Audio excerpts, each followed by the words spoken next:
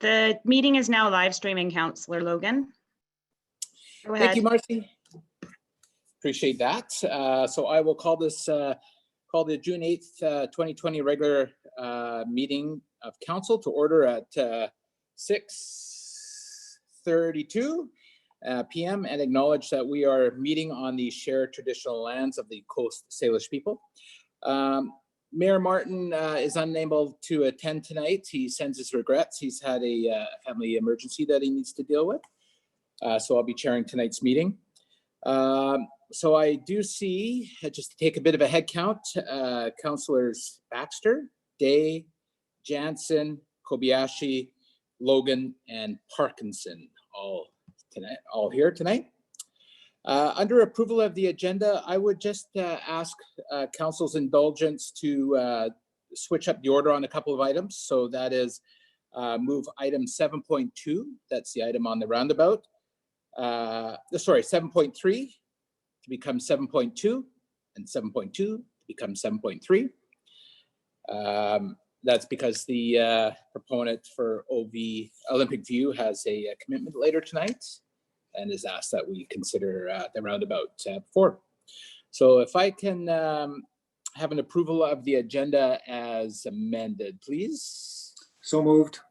Moved by Councillor, I heard Councillor Parkinson, and then seconded by Councillor Jansen. Don't forget your hands. Any discussion? I'm just going to lower hands. Seeing no discussion, those that are opposed? And none opposed, the motion passes. So you may have noticed that for the last 7 weeks, administration has been providing near and long-term agendas as part of all council and committee agendas. We officially received the documents at each meeting, and this evening I want to take a minute to speak to the purpose and value of these documents for council, staff, and public. The long-term agenda casts out over the next 1.5 years and contains tactics that support the priorities contained within council's strategic plan. It also contains other items that arise as priority for council from time to time through our business meetings. Through this document, council and the public can understand how the city's strategic plan is being supported. Essentially, it maps out the implementation of council's priorities and holds us accountable to achieving those goals. The near-term agenda focuses priorities in the upcoming 3 months and projects business for all council meetings in that time frame. Items allocated to specific meetings either flow directly from the strategic plan, are introduced at the direction of council, or arise as part of the normal operations of the city. As an example, at the June 1st Committee of the Whole meeting, council requested that staff provide options for potential future land exchange or boundary expansion by the second quarter of 2021. Staff have now incorporated that request into the long-term agenda under the second quarter of 2021 section. As we get closer to that target date, it will be scheduled to the into the near-term agenda. By using this tool, we have a regular reminder of what we have requested, what we can expect to see coming forward, and a measure of how we are doing in our implementation of our plan. We use this information to set realistic expectations for additional work or reprioritize if needed. And I'd like to sincerely thank the staff for this tool. With that, I'm looking for a motion that the near and long-term agendas be received. Moved by Councillor Kobayashi, seconded by Councillor Baxter. Any discussion? Seeing none. Those that are opposed? Not opposed. The motion passes. Public participation. We've received no written submissions. However, we have one individual registered to speak, and that would be Mr. Alexander. Good to hear you. So, John, I'll open the floor to you, my friend. Thank you very much.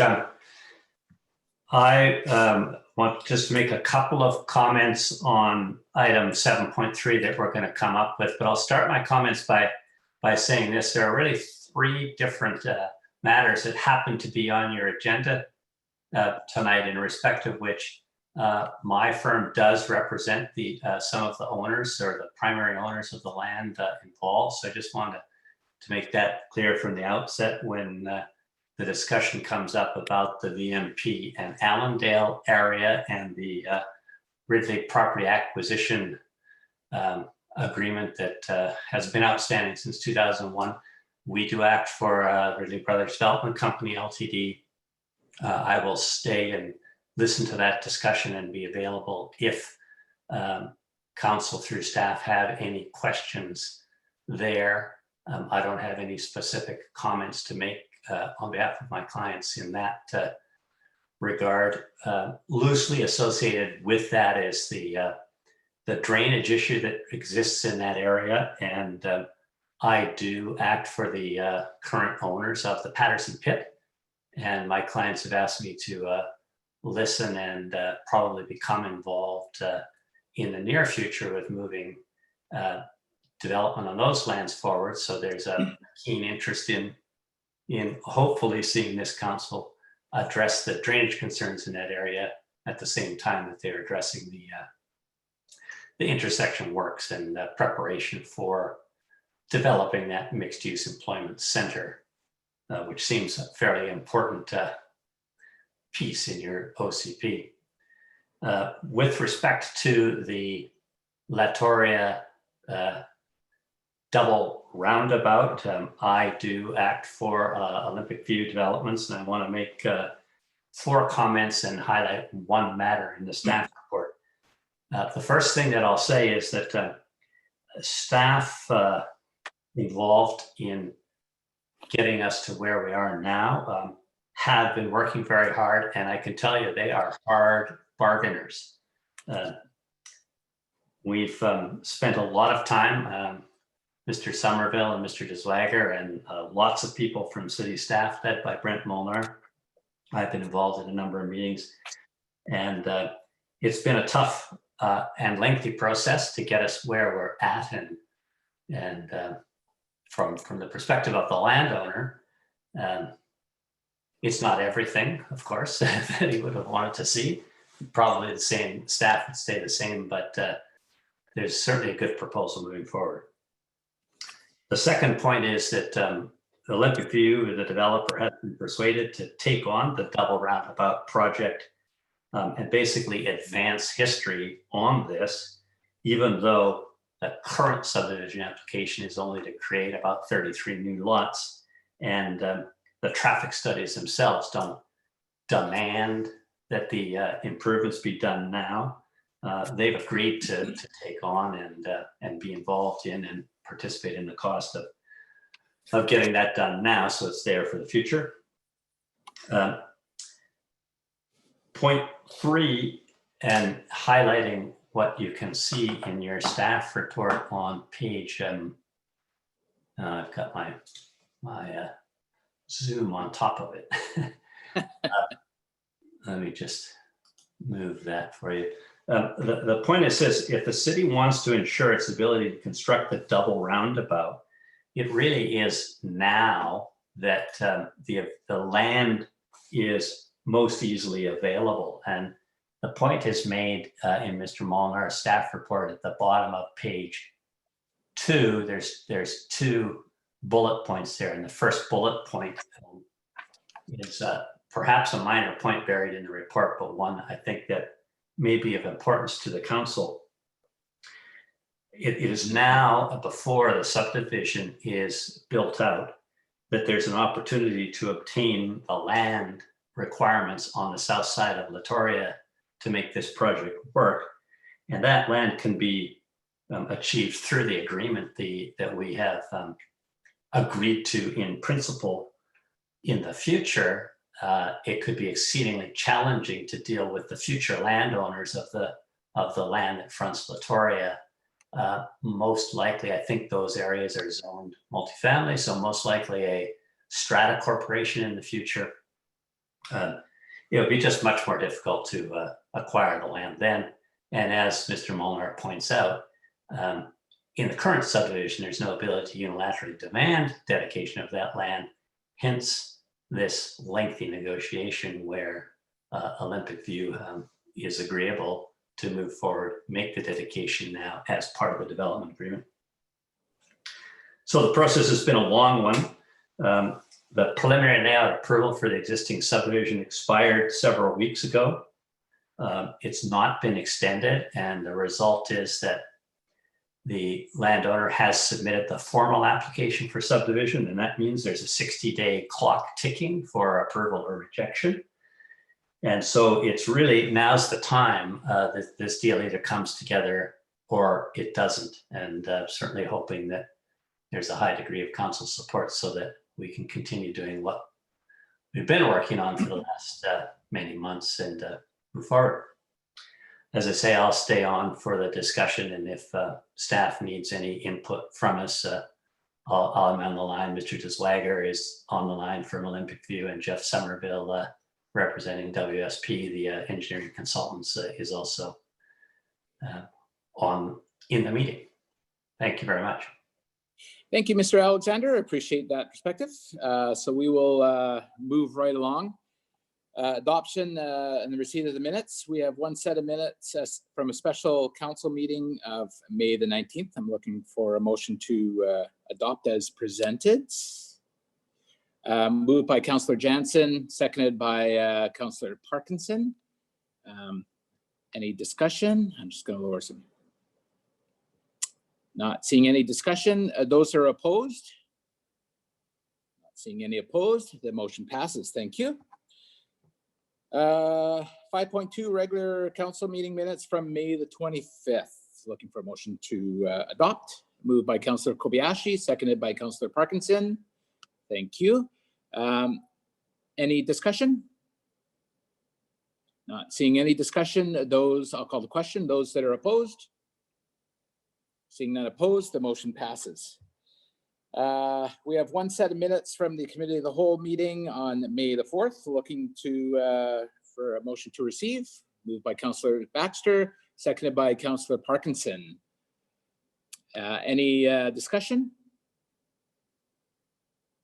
Not seeing any. Those that are opposed to the motion? Seeing none opposed, the motion passes. Thank you. We have a presentation tonight from Ted Robbins, the General Manager, and Malcolm Cowley, the Manager of Wastewater Engineering and Planning at the CRD. And Ted and Malcolm, I will turn it over to you.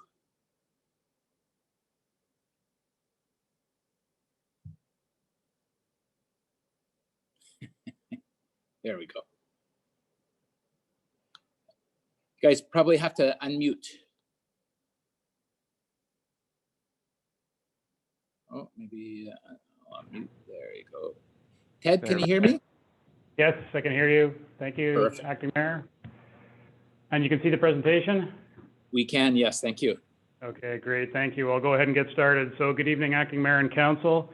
Thank you for the opportunity to present tonight. I'm Ted Robbins, the General Manager of Integrated Water Services here at the CRD, and I have Malcolm Cowley, our Manager of Wastewater Engineering and Planning, here with me as well.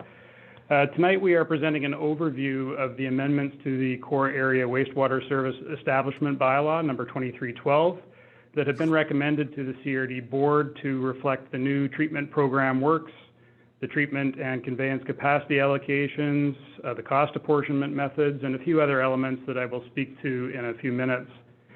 The construction of the new conveyance and treatment infrastructure is progressing well and on track to be completed and in operation at year end, and I'm happy to report that we have already started commissioning some of the new facilities and systems, so a real busy time on the project.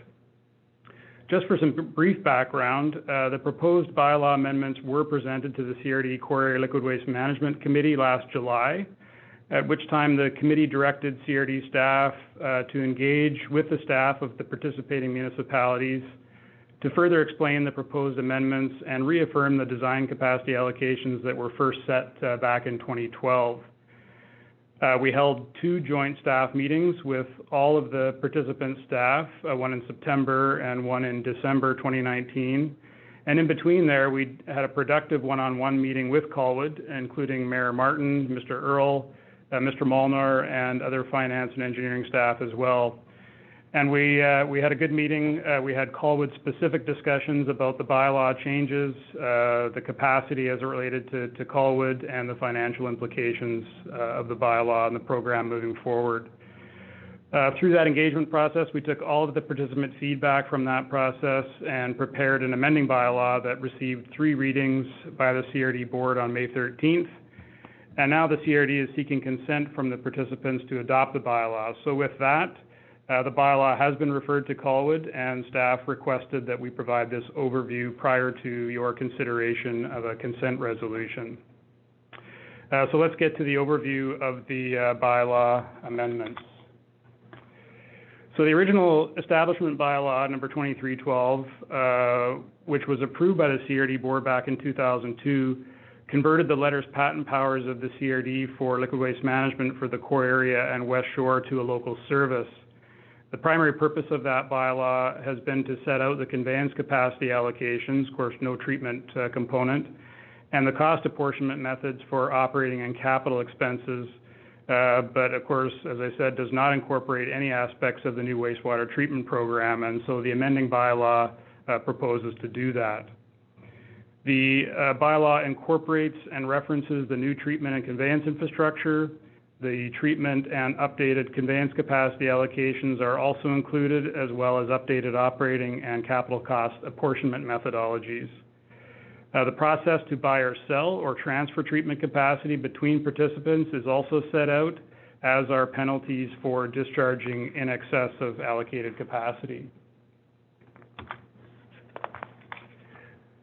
So now I'm going to provide a little bit more detail and background with regards to the bylaw amendments, and I will add that the information on the next 6 slides was generally agreed to by all of the participants following the fall engagement process, which led us to developing the final amending bylaw. So first, we're moving to a one-system approach for the entire core area system moving forward, rather than managing the 4 core trunk systems separately, as has been the practice for many years.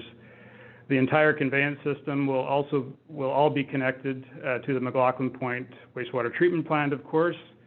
The new system will fall under one regulatory scheme and set of provincial and federal requirements, particularly with respect to effluent quality and wet weather overflow management. There will be a new and integrated treatment and conveyance operating budget, which of course will be fully implemented in 2021 as we move into operation.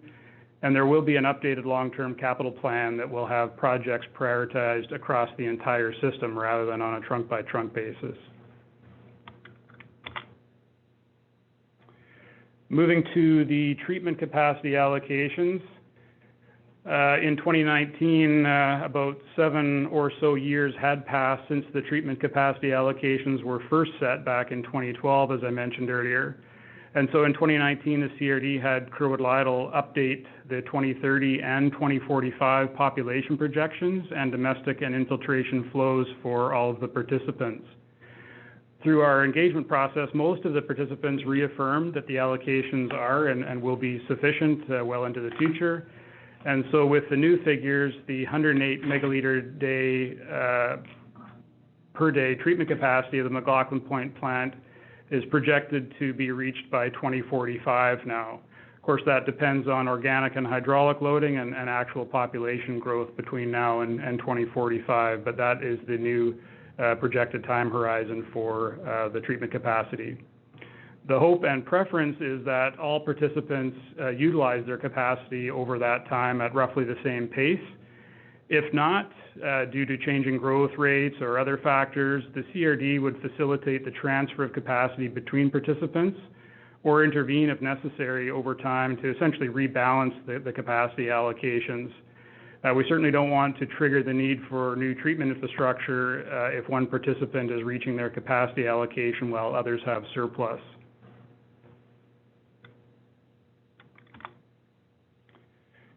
Moving on to conveyance capacity allocations. With the treatment capacity and regulated wet weather flow limits in place, conveyance capacity has been assigned to participants at municipal input points to meet total treatment capacity allocations for each participant. Of course, the treatment capacity is essentially the overriding factor now. It is noted that some sections of the trunks will have more available capacity than apportioned, but of course now the treatment capacity is the limiting factor. We are about to start providing much more detailed dry and wet weather flow reporting to the participants on a quarterly basis, so your staff can closely monitor actual flows against projected flows and capacity allocations on a regular basis moving forward.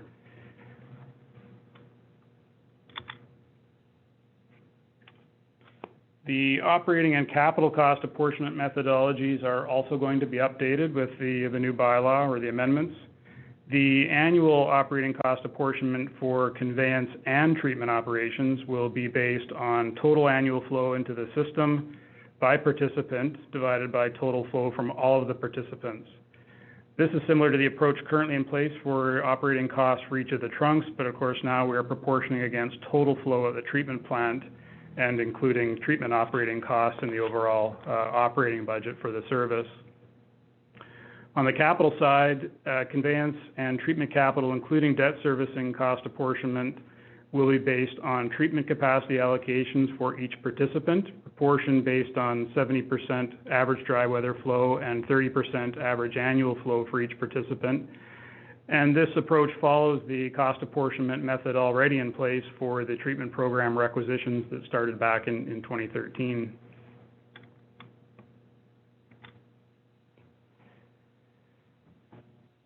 As I touched on earlier, the bylaw includes a process to buy or sell capacity. What we heard from the participant meetings through the fall is that it would be preferable for the CRD to facilitate the buy-sell process, if necessary, to determine a willing buyer or seller, if necessary.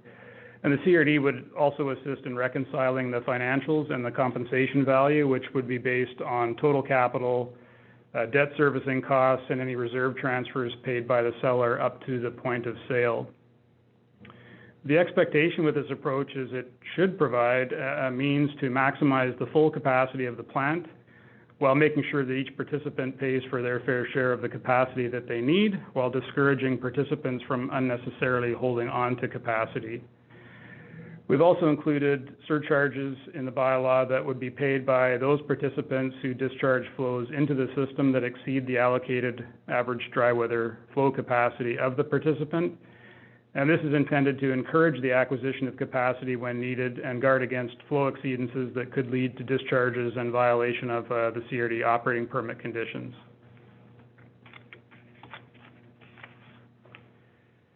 Then finally, looking ahead, the next major piece of work for the service is to establish a development cost charge program. There have never been DCCs for the core area wastewater service, and as we know, typically local governments would levy development cost charges on new development to pay for infrastructure necessary to adequately service the growth related to, or the growth related capacity requirements of new development. We also know that the core area will continue to grow and the capacity of the new system will eventually be reached sometime towards 2045 based on the new projections. Therefore, to plan and prepare for the future growth, it is proposed that a service area-wide DCC program be implemented in and around 2021 or 2022 to start collecting funds from development to fund future growth-related infrastructure and capacity requirements beyond 2045. In terms of the program and concept, we would see phased capacity upgrades in the future, which may translate into phased DCCs, where first in concept, the McLaughlin treatment plant would be upgraded to provide treatment capacity of 124 megaliters per day. As an aside, the plant superstructure has been designed and constructed to accommodate the treatment process upgrades in the future. After that, a second wastewater treatment plant and outfall would be built potentially with a second residuals treatment facility at the same location or other upgrades to the Heartland residuals treatment facility as required. So we're going to begin developing the program, which will ultimately lead to a separate DCC bylaw And there will certainly be much more consultation with the stakeholders along the way through that process. So in terms of next steps, as I mentioned, the hope is that the CRD board will be in a position to adopt the bylaw after receiving consent from a minimum of 2/3 of the municipal participants and approval of the Inspector of Municipalities. The CRD has requested confirmation of consent by June 30th. We appreciate that's a tight timeline in order to keep the approval process moving and have the bylaw adopted in the fall as the basis for the 2021 budget preparation. So that concludes the presentation. Thank you, Acting Mayor and Council. And Malcolm and I can certainly take any questions you may have, and we're also prepared to be available for any questions that you may have following the staff report. Thank you very much, Ted. Malcolm, I've got Councillors Day and Kobayashi and Baxter who have a question. Councillor Day? Thank you. So reading through your report earlier, I'm curious because there's a high percentage of Colwood that does not utilize the sewage treatment. And if there are penalties that are assessed, would those be going to the non-sewer using residents as well as those who are on sewer? Or are they going back to the people who use the system? Ted? Through you, Acting Mayor, I would suggest that that would be up to Colwood to determine how they would allocate those costs to the users of the Colwood system. The CRD would be surcharging the municipality. And then, like I say, I think it would be up to Colwood to determine how those costs are apportioned amongst your system users. Thank you. And for the one system approach, where we're now considering it all as one unit, does this address the issues for overflow in Saanich and Oak Bay?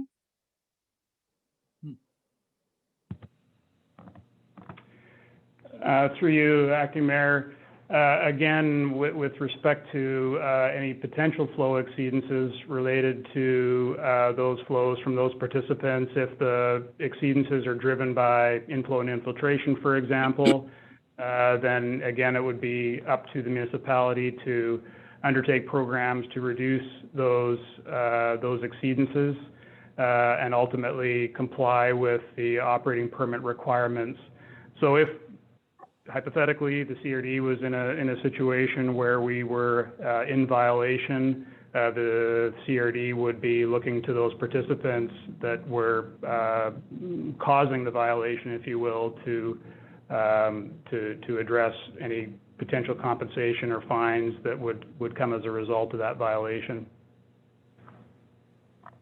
It just doesn't quite answer my question, because we do know that traditionally in wet weather flows where storm and sanitary are combined, it is causing issues on beaches. And I'm just wondering if that's being addressed. Ted? Yeah, through you, Acting Mayor, just to be clear, there is a spill regulation component in the bylaw, and again, that would apply in those situations where a particular participant had caused a spill. And again, as I mentioned previously, that would enable the CRD to work with that participant specifically, and there would be fines or other charges levied to that participant that would cause the spill. Malcolm, is there anything else you wanted to add there? Through you, Acting Mayor, that essentially covers it. The bylaw does and always has had a spill regulation component to it, and that addresses the wet weather piece. So there's certainly, if there are costs associated with overflows and spills into the environment, then we would determine what those costs would be. If there are fines imposed by the federal government, for instance, through the Environmental Management Act, those fines would go back to whoever caused the overflow and the spill. So the bylaw does address that piece. Okay, I don't understand how it's addressed, given that, you know, these have been historically happening for some time. Beaches are regularly being closed. And I guess I'm just at a loss to understand how that hasn't been addressed. Through you, Acting Mayor, just maybe a brief follow-up then. Of course, moving forward, under our operating permits and the provincial and federal regulations, the CRD will be held to certain flows under a 2 times or 4 times average dry weather flow scenario. Currently, we don't have those limitations, and the system, and of course, because we're not limited by treatment capacity, the participants have been essentially allowed to exceed their 2 or 4 times average dry weather flows during wet weather events in particular, and there are no federal or provincial requirements currently. Of course, that will come into effect at the end of this year to regulate or limit those flows. So that, again, because of the provincial and federal regulations, that will come into effect, and the ability to enforce at the end of the year. But of course, the new system is also designed to enable discharges, wet weather flow discharges up to a 5-year storm event through the Macaulay and Clover Point pump stations, which are currently being upgraded to operate as wet weather stations. And so under wet weather flows, those pump stations will come into operation and discharge through the long outfalls into the deep marine environment, which it currently is not the case.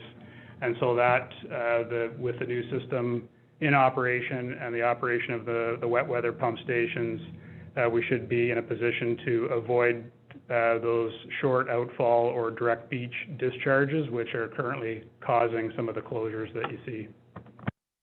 Great, thank you. That makes me feel a lot better. Regarding the buying or selling, it says in your presentation that the CRD will be negotiating with the other participants. Will that decision be made by staff or by the board? Through you, Acting Mayor, the decision to have the CRD negotiate or No, the negotiation itself, like the decision on, you know, who's selling to who and who's buying, is that done through staff or through the board? Well, through you, Acting Mayor, it would start at the staff level. So again, the hope would be to work with the buyer and seller participant staff to determine what those capacity requirements are long term. And there are some thresholds that have been defined in the bylaw in terms of what capacity would be retained by a buyer or seller given the long-term needs of that particular participant. So the negotiation hopefully would start at the staff level. Ultimately, if there was, we got to a point where there was an agreement reached by the 2 participants, that would make its way up through the bylaw, because the capacity allocations are enshrined in the bylaw. But again, the hope would be to start at the staff level and get agreement between the 2 parties, with the CRD facilitating that process, determine what the compensation values were going to be, which again, with the CRD being involved, the goal is to have a standard approach to determining compensation value based on the investment to date.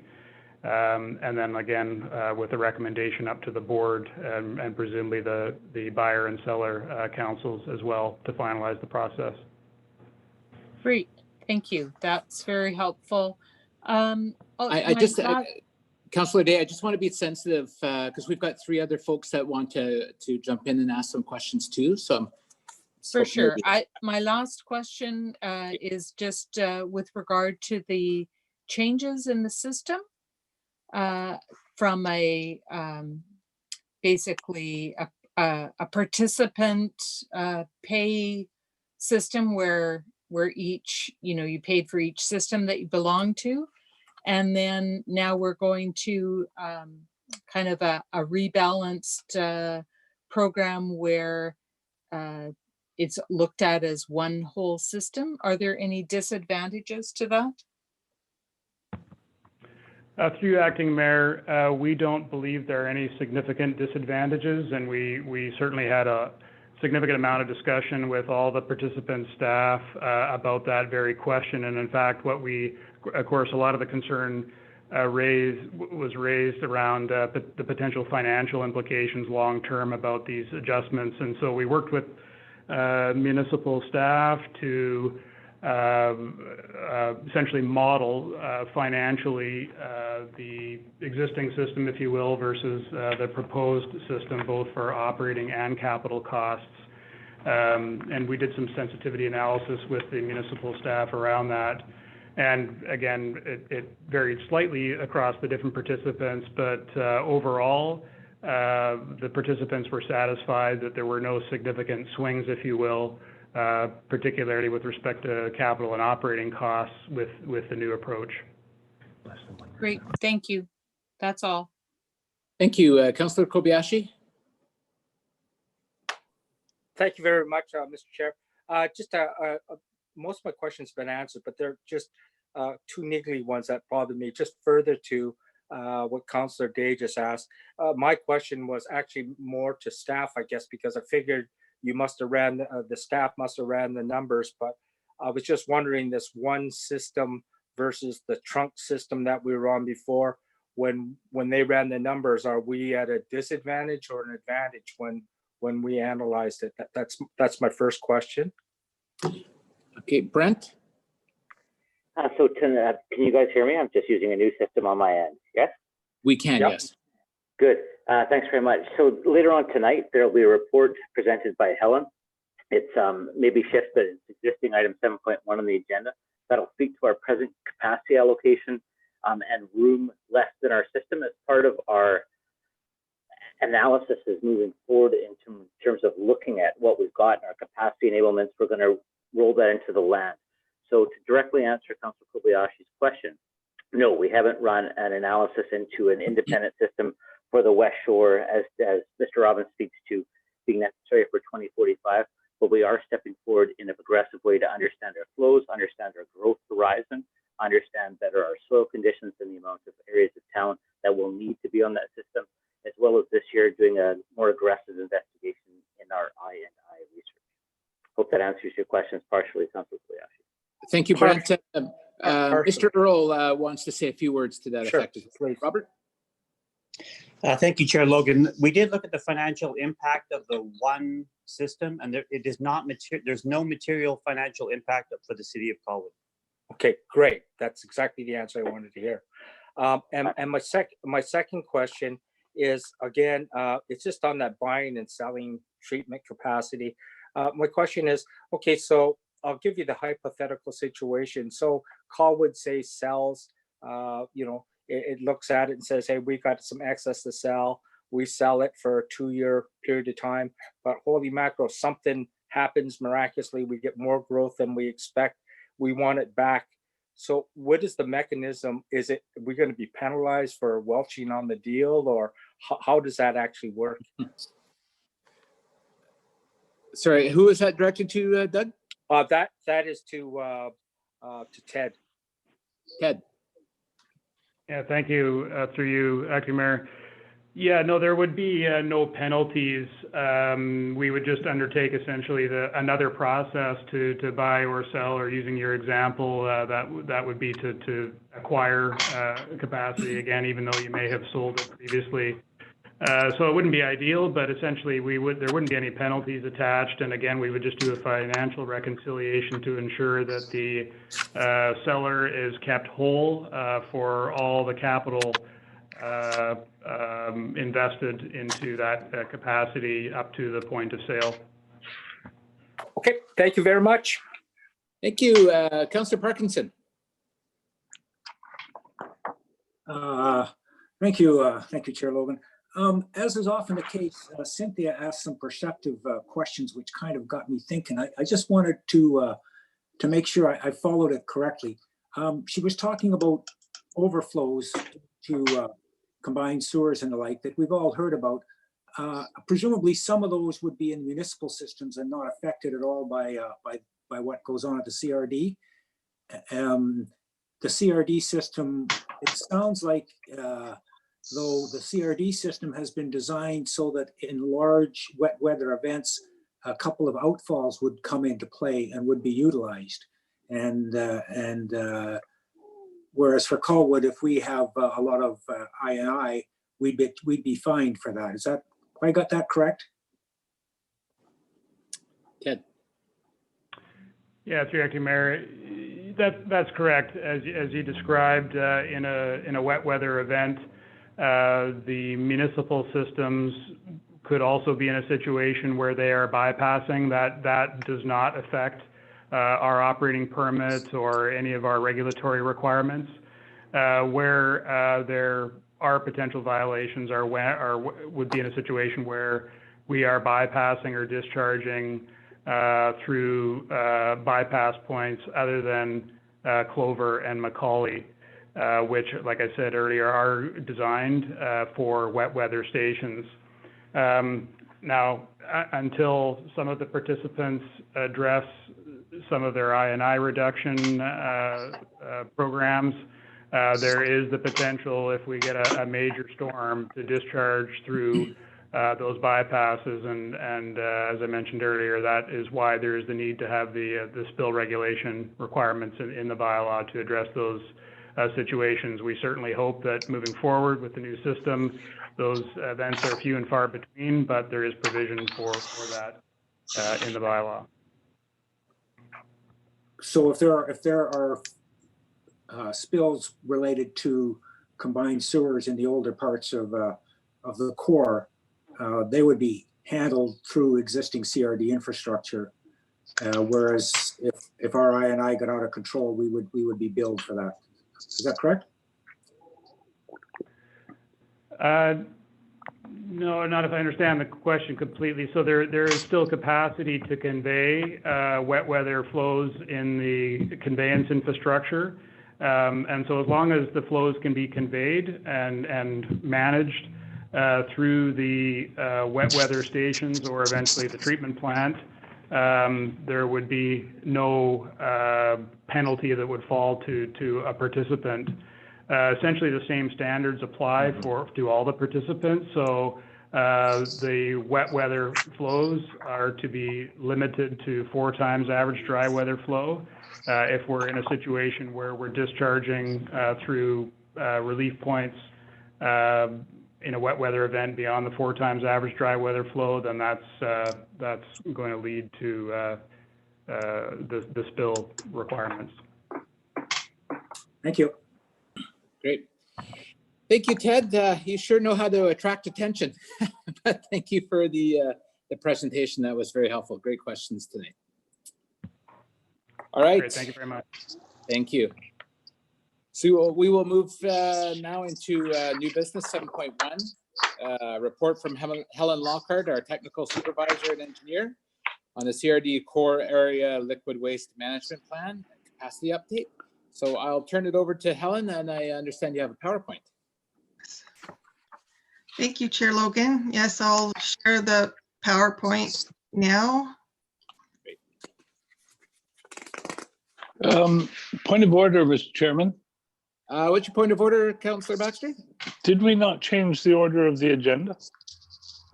We did insofar as 7.3 is now 7.2 and 7.2 is 7.3. So we haven't gotten there yet. Okay, thank you. Okay, so thank you, Chair Logan. So the purpose for changing the capacity is because the McLaughlin Point wastewater treatment plant is supposed to be in operation by January 2021. Our current allocation is 347 liters per second, and that's based on the capacity of the CRD trunk main from the Western communities. And our new capacity will be based on the quantity of wastewater that can be treated per day in the new plant. So the new capacity will be 4.7 megaliters per day for average dry weather flow and that equates to 54.4 liters per second if the flow was consistent throughout the whole day. But because there are certain times of the day when there's higher flows than others, and also during wet weather, there's inflow and infiltration, our peak wet weather flow allocation is 18.8 megaliters per day, or 217.5 liters per second. And the peak wet weather flow is 4 times the average dry weather flow. And as you heard in the previous presentation, exceeding our allocated flows to the McLaughlin Point treatment plant would result in penalties. And also excess inflow and infiltration would reduce our available capacity to add new customers to our system. So this table shows flow history from about 2013 to 2017. And from that, from 2017, it shows that our capacity is at about 57% of our allocated. And the additional population that could be serviced is about 8,100. And based on the trends from the estimated populations over the years, that capacity could be reached in 19 years. So that's before the 2045 limit of the wastewater treatment plant.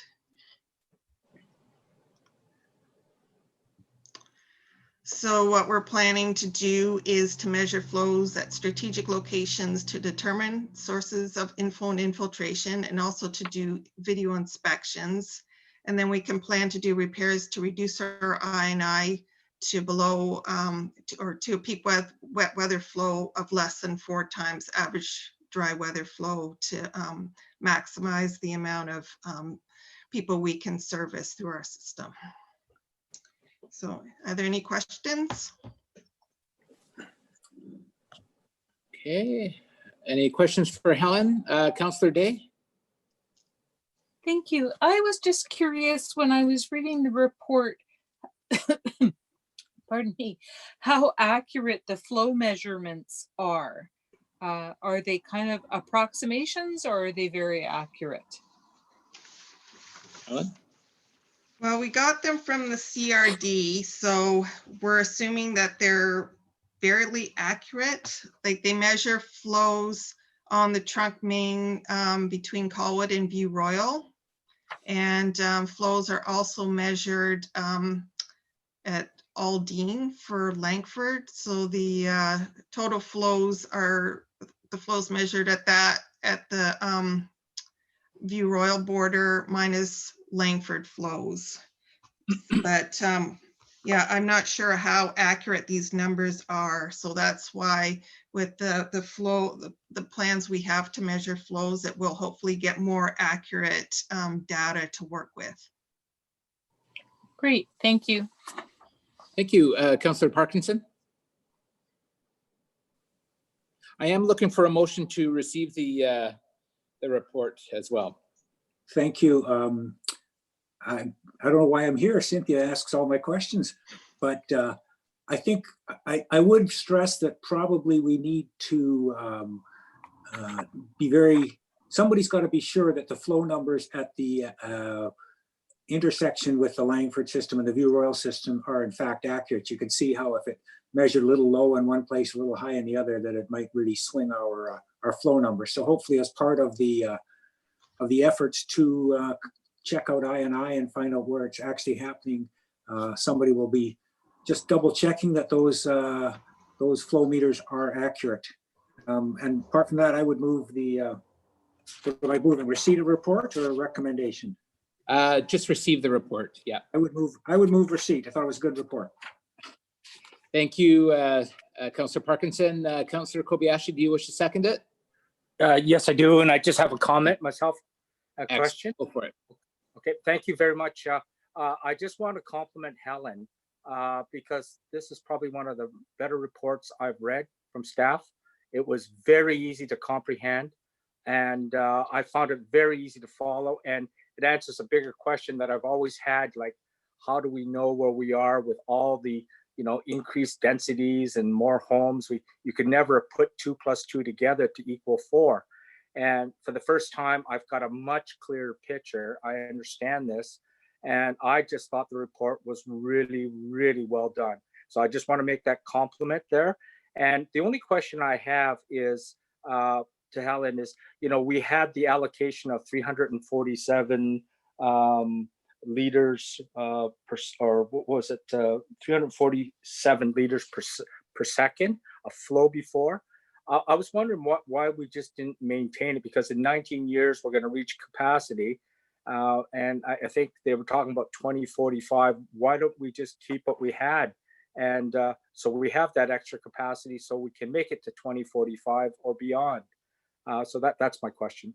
Thank you. Thank you, Councillor Kobayashi. Helen? I don't know the exact reason for that. That decision was made quite a few years ago.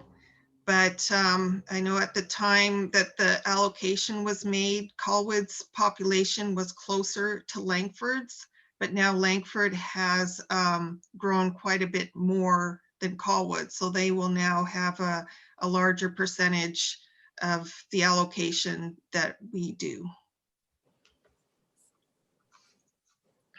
Okay. So in essence, they took our excess capacity. Do I have that right? Because that's not very many more homes. I mean, I don't know what the projection is as far as the new homes, and there's an assumption of how many heads per home per door. I saw that. I think it was 2.5. I guess I'm just trying to look longer term for the city.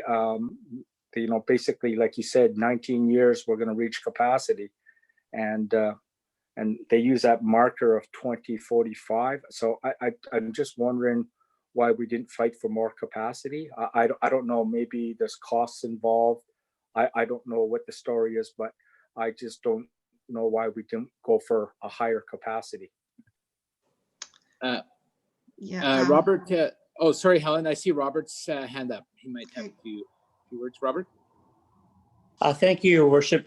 Ultimately, as you've heard today, one of the ways that communities are going to be allocated costs relative to the operation and capital refurbishment of the treatment plant is going to be based on allocated capacity. And so there is a substantive financial advantage to the city of Colwood to not overbuy capacity and also not underbuy. And so if we can, through improvements to I&I, establish a way to gather those additional 6 years between our 19th year and the 25th year when this plant is designed to top out capacity-wise, then we will have perfectly allocated the amount of capacity that we need.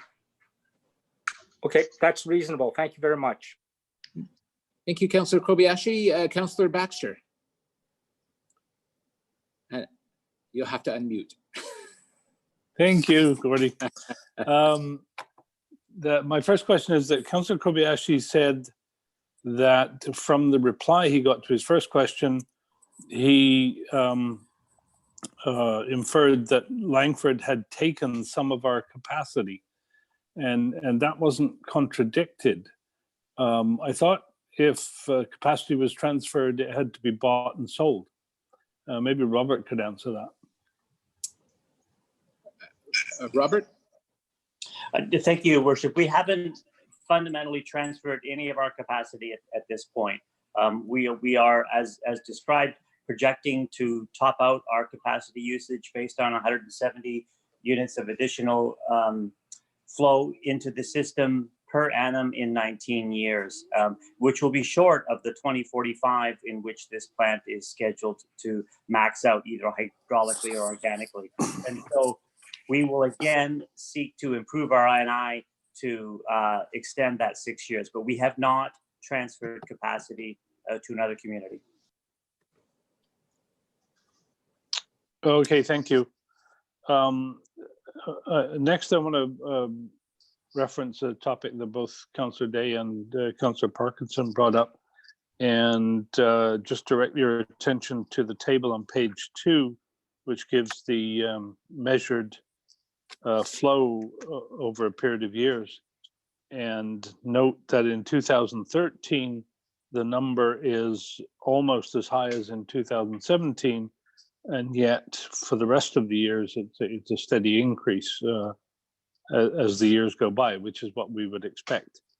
And that, I believe, answers the question about the accuracy of the CRD measurements, because I believe it was in 2013 that there was a piece of 2x4 lodged in the measuring station for a number of months. And of course, that would give you a higher flow than actual by forcing the water surface to go higher. So the idea that maybe staff should check these measurements now and then with their own flow meter, if that's feasible, is a very good one, and I would recommend that. And that's all my questions. Thank you. Thank you, Michael. We'll go to Councillor Parkinson.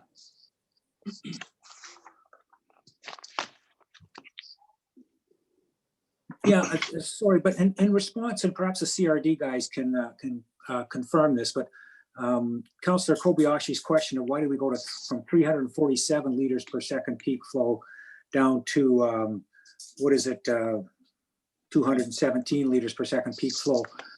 My understanding was that was because they were reducing the flows to what the plant could accommodate. So while the pipelines were built generously because we're just moving water and dumping it in the ocean, once all the water has to go through a treatment plant, there's obviously a lot more costs to deal with it, so that therefore it made sense to not allow such loose standards. So that's why I think we've been reduced in our standards. It's just to not have to oversize a treatment plant.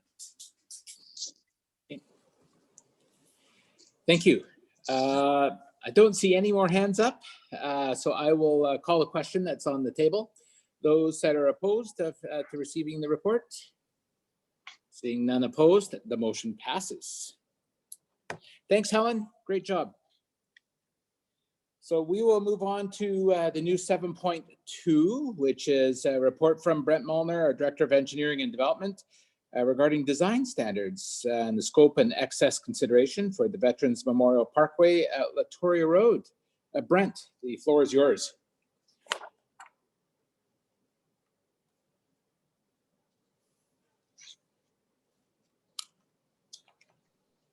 Thank you very much, through the chair. This is a quick discussion about the scope for Veterans Memorial Parkway at Latoria. As tabled by Mr. Alexander at the start of the meeting, this has taken a bit of time to get through, and for the amount of time, it's going to be a short 4-slide presentation.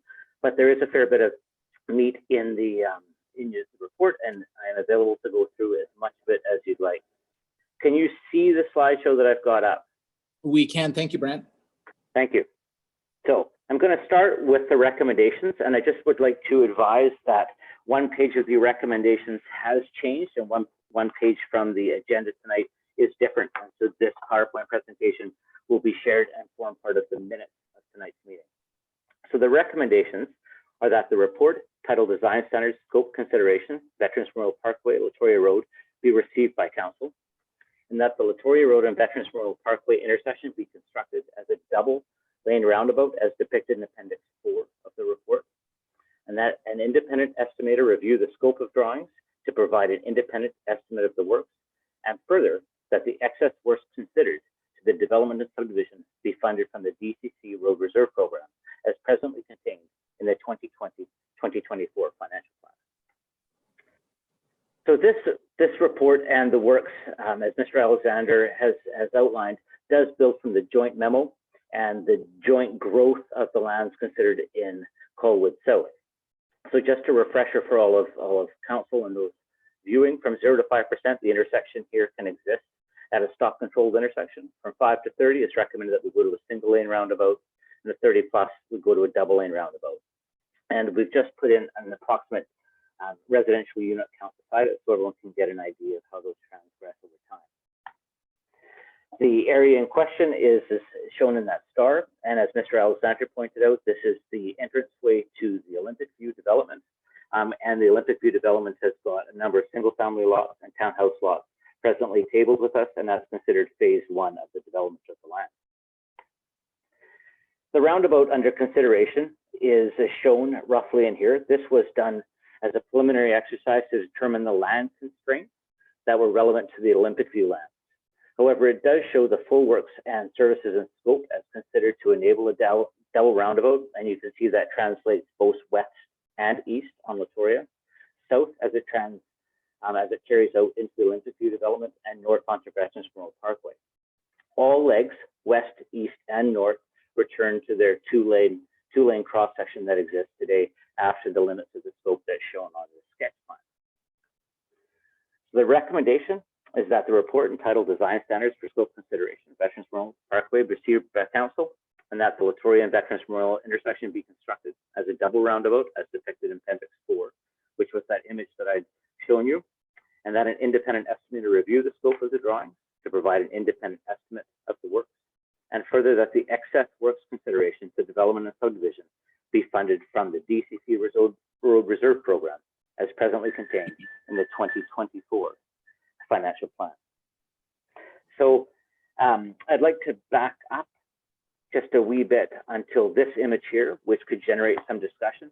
And I'll also be referencing pages in the report, and I'm here to answer any questions that you may have. Thank you, Brent. I appreciate it. I'm looking for motion, and we'll have some discussion. Councillor Jansen. I'll move the recommendation to get the party started, Mr. Chair. Thank you. We have a mover. Do we have a seconder? Seconded by Councillor Baxter. Thank you. Councillor Jansen, did you want to motivate? Let me chew on it for a minute. Go ahead and carry on. Very good. Okay, so discussion. Councillor Baxter, did you want to discuss the motion?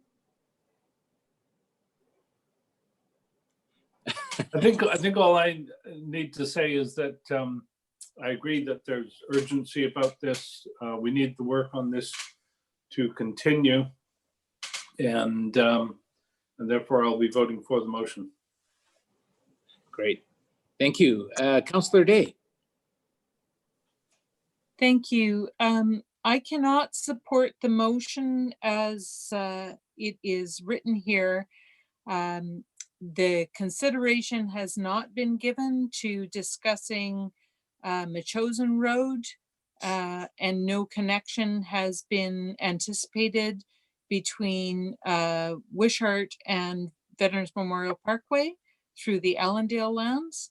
And the road widening of Latoria may not be possible as the city has not acquired the road right-of-ways to do that. And it may be very expensive because of the underlying conditions. And from the previous comparison of the options that was presented to council, the roundabout does not actually service more traffic than a single signal light would. I realize that there are some stacking issues, but this is a very expensive option, and I don't believe it has considered the implications to other portions of the road right-of-way. And this is nothing against the developer of Olympic View. They're trying to follow whatever the city requests of them to make this work. But I think that our transportation master plan is not adequate to reach this conclusion yet. Great. Thank you, Councillor Day. Councillor Kobayashi. Thank you very much, Mr. Chair. I guess my question is twofold here. First part of my question is I just want to clearly understand what the delta is from what we had approved and what this excess works is. That's really I trying to dig that out, and I'm getting confused. So that's my first question. And my second question has to do with more that I guess it's related to Councillor Day's concern that I think a rough order of magnitude number that was given to us at a past committee of the whole or council meeting was to make a four-lane road for Latoria was in the order of 25 million. And I guess my question is related. It's all related to this because it's a DCC pot of money, and where's that money coming from? We're going to keep feeding it. Is there going to be sufficient money, or does it mean tax increases for the citizens? I'm just trying to get that clear in my own head. Brent, you want to tackle that one? I do, and please, through the chair, please remind me. There were several questions as we went into that, and I'd like to make sure that I captured it all. First off, some of the cost factors. I'm going to ask you to reference the report, please. And unfortunately, it's going to mean that you're flipping pages. On page 125 of 125 is the information about the base case scenario, the developer's base costs, and the costs of the roundabout, all summed about 2/3 of the way down the page. As well as Appendix 2 is a drawing of the T intersection, which is what formulates the base case cost scenario. So the costs are all outlined in there, and I don't mind refreshing it. So the form for the base case cost consideration has been estimated at just under $600,000, $575 and $75, as a contingency of 30%. Sorry, Councilor Kobayashi. Yeah. Okay. Yeah, I'm with you. Okay. And that's the base case. With engineering administration has a total with inclusions of $816,000. So those are the works that are shown in Schedule Appendix 2 as the work that the developer would be assigned to do on their own. Okay. All work above those shown in Appendix 2 would be considered excess. Whether it was a single roundabout or double roundabout, all works are considered excess. Okay, so, now that's clear. Thank you. That's good. Okay. No problem, no problem. So I'll leave that, and if you want to come back to that, we certainly may. But carrying on into your next question, the development cost charge program right now is 100% funded by development. There's a charge per dwelling type, a single family, multifamily, or townhome, that's collected either at the time of subdivision or building permit. So on this specific site, there'll be over 30 single family dwelling lots, which will be paying over $3,000 per lot towards this improvement, as well as every house in Royal Bay and every new development or house located entirely within a city. The city's roads development cost charge program is one program for the entire city. And it sits right now at about $6.1 million. So that's how these works are wholly contained within the program bounds, even when combined with other works that are proposed to be funded from that. And yes, every development and every house that gets built anywhere in the city continues to contribute to that amount. We anticipate in 2020, this year, within the next 2 months, bringing forward a development cost charge revision to the program, which will bring about new charges and new costs universally applied across the city. So that's how the program will continue to fund itself. In regards to the widening on Latoria, I completely concur. This report does not predicate or force the widening of Latoria Boulevard to 4 lanes. What it does is allow that future choice for tomorrow, but doesn't necessitate it. It's merely the double lanes through the intersection, then translating back to single lanes on either side. I think Councillor Day came up with the east-west connection. That's important in my answer about Latoria as well, because it is important. The Allendale, which will start to introduce the east-west connection, would be the appropriate time for me to table that question, and there certainly can be discussions around that. So I believe that Councillor Kobayashi, you asked about the cost, the total cost within the development cost charge program today, and the 4-lane and the implications of this roundabout going in as a double, and how that would translate to Latoria, and it limits that translation to the boundaries as shown. West of the area here, it will continue as a 2-lane cross section, and east of the area here, it will also continue as a 2-lane cross section for the interim until we hit those thresholds as proposed in the joint memo. I think that addresses all your questions. Yeah, I guess it's a, okay, just, yeah, you're almost there. So I guess when I'm trying to think from a 30,000 foot viewpoint, right, for the future. So I certainly do not want to trap our future council. Oh, Doug, I think we might have lost you. That's made to do a four laner down Latoria Road. You know, there's going to be a cost, and that cost is wholly set by DCCs. But I guess I'm just looking at the number of houses here, and because of the fact that we don't what that big number is.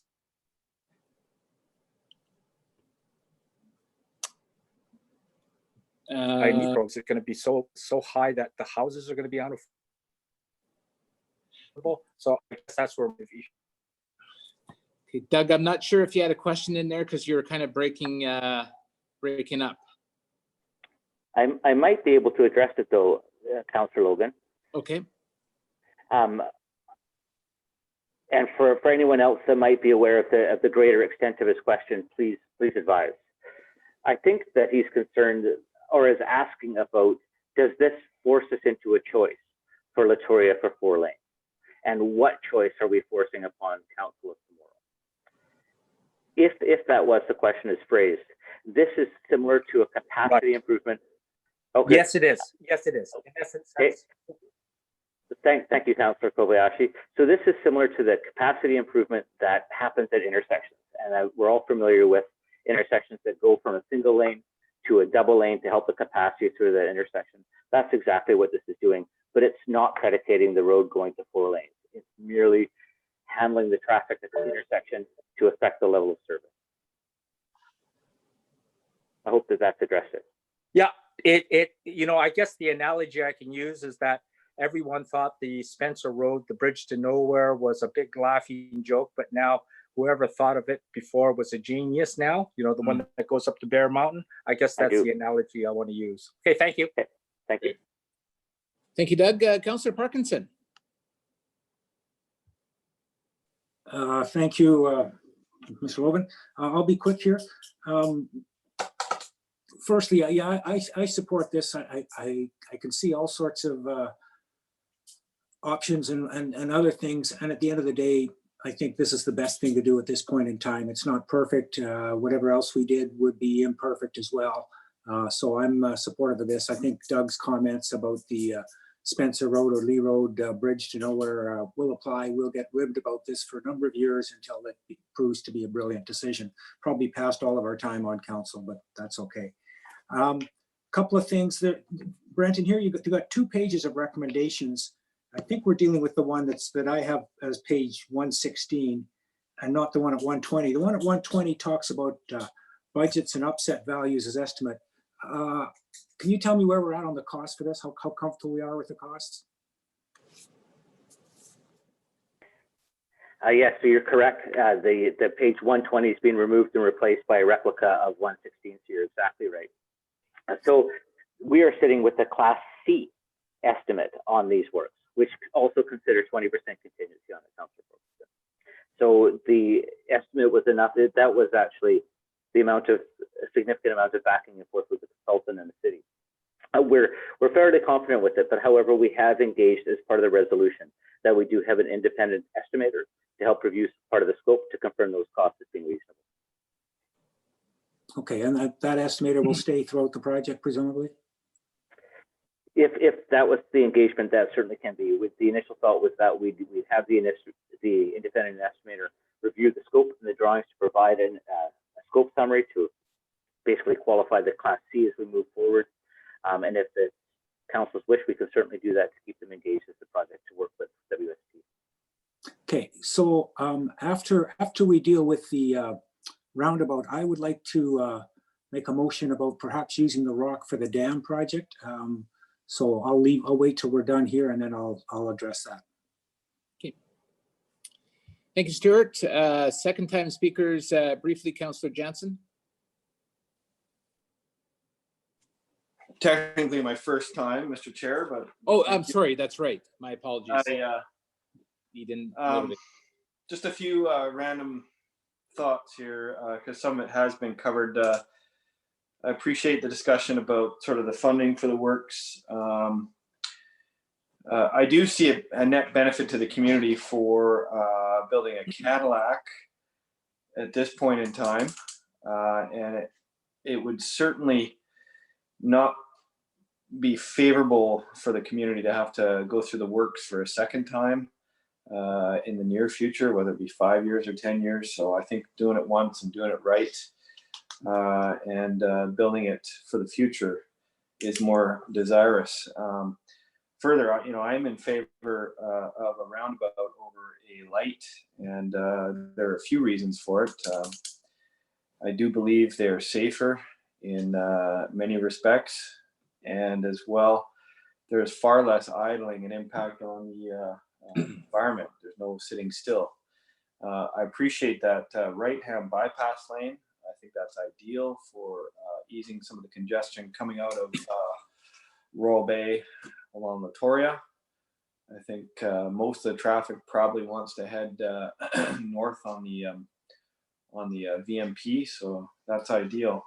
And I think this reminds me, when we're having this discussion, this isn't far off the sewer capacity discussion. Well, we're talking about the future, and the future is here and now, and we're going to take a decision that will help make decisions for future councils that much easier in my eye. So I will be in favor of this motion. Thank you, Mr. Chair. Thank you, Dean. Councillor Day, briefly.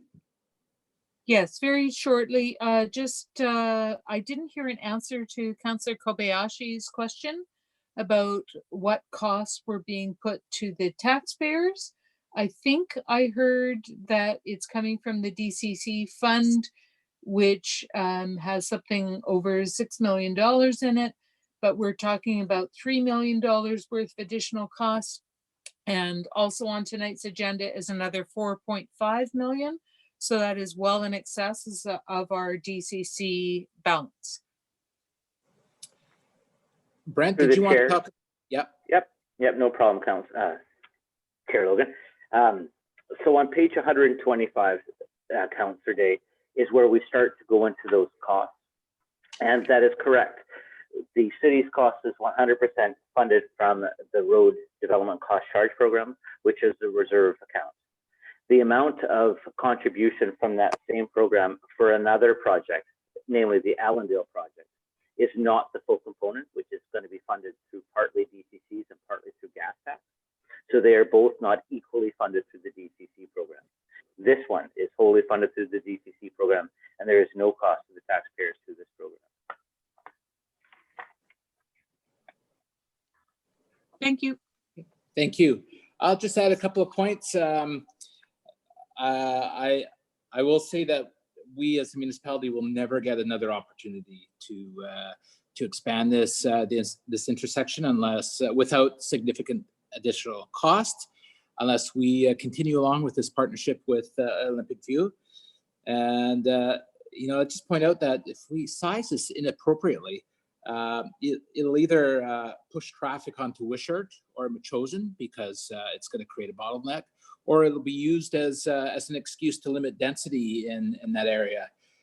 So I do agree with the roundabout, environmentally and otherwise. They're easy to use. I use them every day up in Cowichan Valley. So I'm happy that we get this offer plate and move forward. So with that, I will call the question on the motion. Those that are opposed, please raise your hand. We've got one opposed, Councillor Day. So the motion passes. Thank you very much. May I make another motion there? Yes, please. Okay, so I would like to make the motion, and if I get it seconded, I'll motivate a little bit. And my motion is that staff make best efforts to negotiate a change order to process rock from the project and use it to complete the Lookout Dam project. Sorry, let me just go over that again because I made an addition that I think I forgot to read. That staff make best efforts to negotiate a cost-effective change order to process rock from the project and use it to complete the Lookout Dam project. Okay, so we have a motion on the table, a mover. Councillor Day, are you seconding it? Yes. Okay, thank you. I'll lower So hands. Shall I Discussion. motivate? Motivate. So here's the deal. We're about to buy some land off Olympic View and blow up some rock there. And when you blow up rock, there's a cost to for the dynamite and explosion, and then there's a cost to put it in a bucket of an excavator and move it around. Then there's a cost to process it, and then you have a valuable commodity that's processed rock, gravel, or boulders, or what may be. And then the big cost is to truck that stuff to the site where it may be used. It just seems to me that we have a project just around the corner that probably uses a good chunk of the amount of rock we're paying to blast here at Olympic View, and that we should explore the opportunity to combine the two for some potential significant cost savings. Now, so that's my motivation. Thank you. Councillor Baxter? I don't oppose this motion, but I just want to sort of caution everybody's expectations that the problem will be that the procuring of the rock and the using of the rock, I think, are going to be widely separated in time, and there's not much room up on that dam site to store the rock. And as Councillor Parkinson knows, double handling the rock by storing it somewhere else and then moving it to the site really reduces the cost savings as well. I'm sure that the engineers designing the dam improvements will have very specific ideas about rock size, which the blaster on the roundabout site may not produce. But other than that, I'm happy that it should at least be looked at. Thank you. Brent, and then I'll look to call the question. Thank you very much. This could certainly be investigated a little bit further. I think that Olympic View has made a partial deal to crush the material out at the Royal Baylands. I certainly can table this for further discussion, though. I'm just concerned at the full scope and if it can be delivered or not. Yeah, thank you, Brent. I think it was just a matter of investigating more than anything and see what pans out. But Councillor Parkinson, briefly, because I do want to move on here. Yeah, I can't imagine there's any final deal been made for this rock, considering it's only tonight we're making a decision on whether or not it's going to be available or not. So I think there may be an opportunity here. There may well not be, for some of the reasons Councillor Baxter said and others, but I think it's probably prudent to explore it. That's all I'm asking. Thank you, Stuart. Stuart, can I trouble you to just repeat your motion? Councillor Jansen's video and audio crashed for a minute. Okay, absolutely. The motion would read that staff make best efforts to negotiate a cost-effective change order to process rock from this project and use it to complete the Lookout Dam project. Thank you very much. I will call the question. Those are opposed, raise your hand. I see none opposed, so the motion passes. Thank you very much.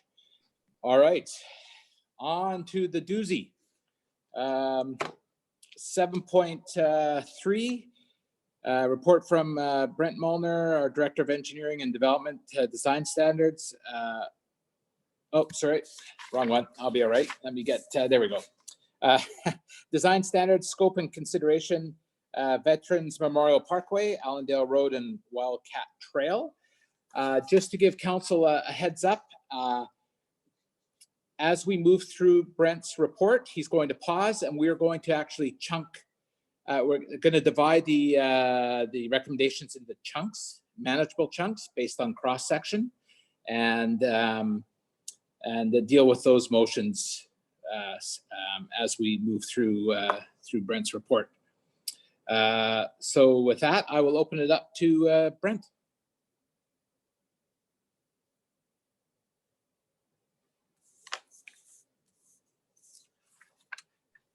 Thanks very much. Just working to click a whole bunch of buttons. And can you see the slide? Yes. Thank you. Now just let me see if I can get it going.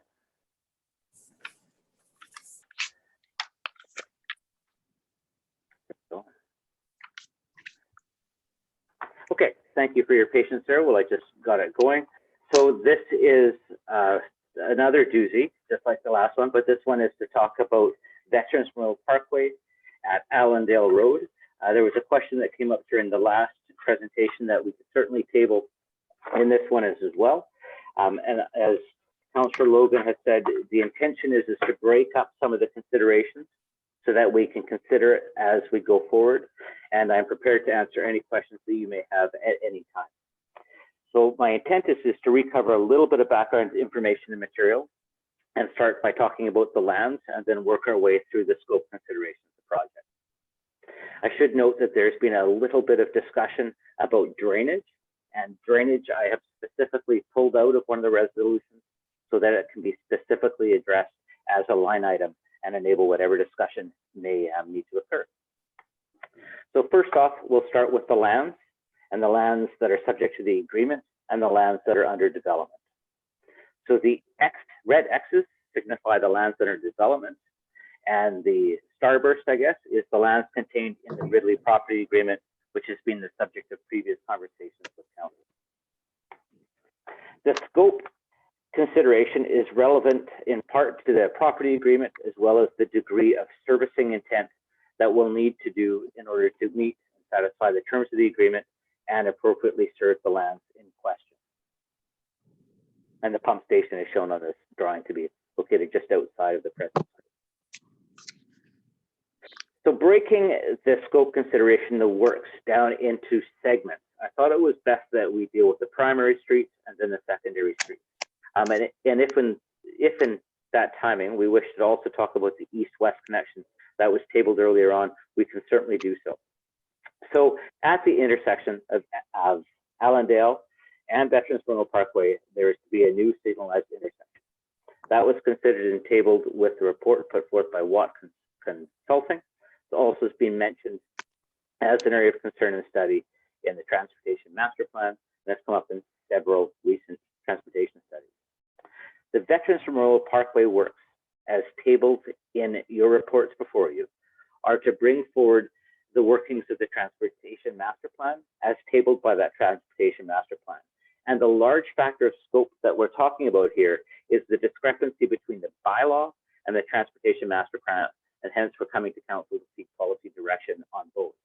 If the Transportation Master Plan was in the bylaws as requested and contained, this factor of the presentation may be altered from what you're seeing today. However, using the Transportation Master Plan as our guidance, it does speak to a 4-lane cross-section from Allendale north to Veterans Memorial Parkway, and then from Allendale to Cairndale, 4-lane cross-section and 2-lane south of Cairndale. However, I've included in the recommendations the entire 4 lanes as we're informed to need within the 10-year horizon, the entire scope of Veterans Memorial Parkway. And the Transportation Master Plan is what is shown in front of you. Breaking it down, it includes bike lanes on both sides of the road, buffers to those bike lanes, 2 lanes of traffic, Central Island, which will allow for left turn bays at intersection nodes, as well as boulevards, plantings, street lights, and boulevard trees. So specifically, and breaking down the recommendations, those recommendations that are in your report, or sorry, in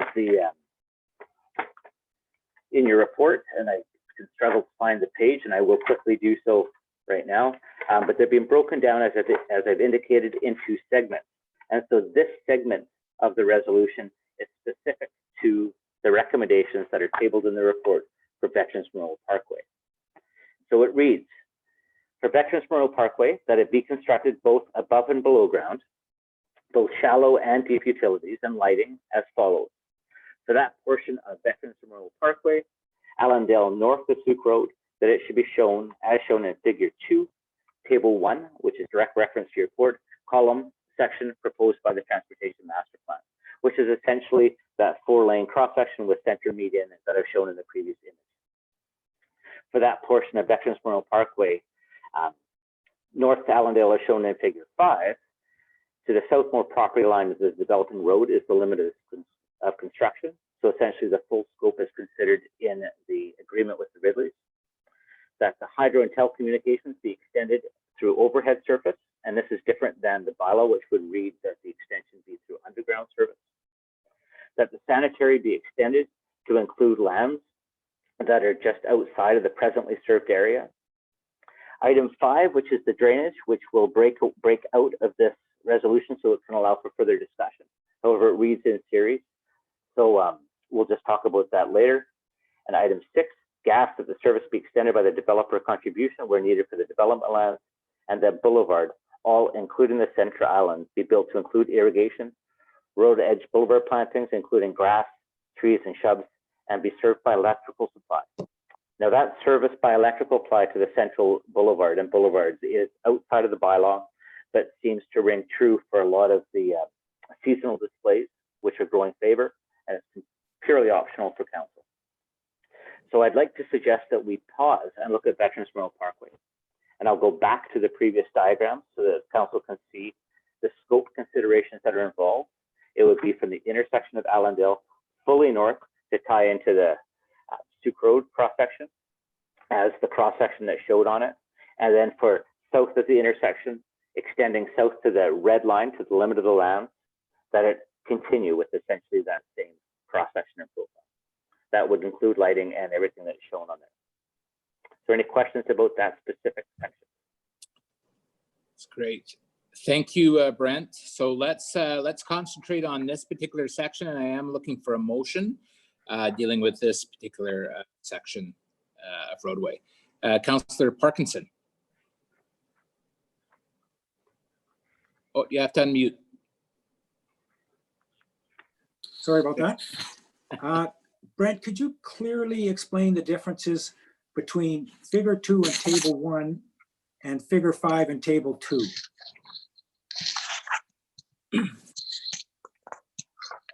Yes. Sorry, just seeing if I'm muted. I'm not muted. So figure 2 and table 1, and then figure 5. Okay, so we're looking at, for council's information, page 64 and page 66 of the report. Thank you. So figure 2 and figure 5 are the same image. It's essentially the same. So the difference is wholly in the table. In table 1, there was the thought that on the northbound segment, because it's downhill, that council may wish to consider that it didn't need a specific buffered bike lane. Travel speeds of a cyclist would be speedy, for lack of a better word, going down that hill, and council may wish to consider that bike lane wasn't necessary.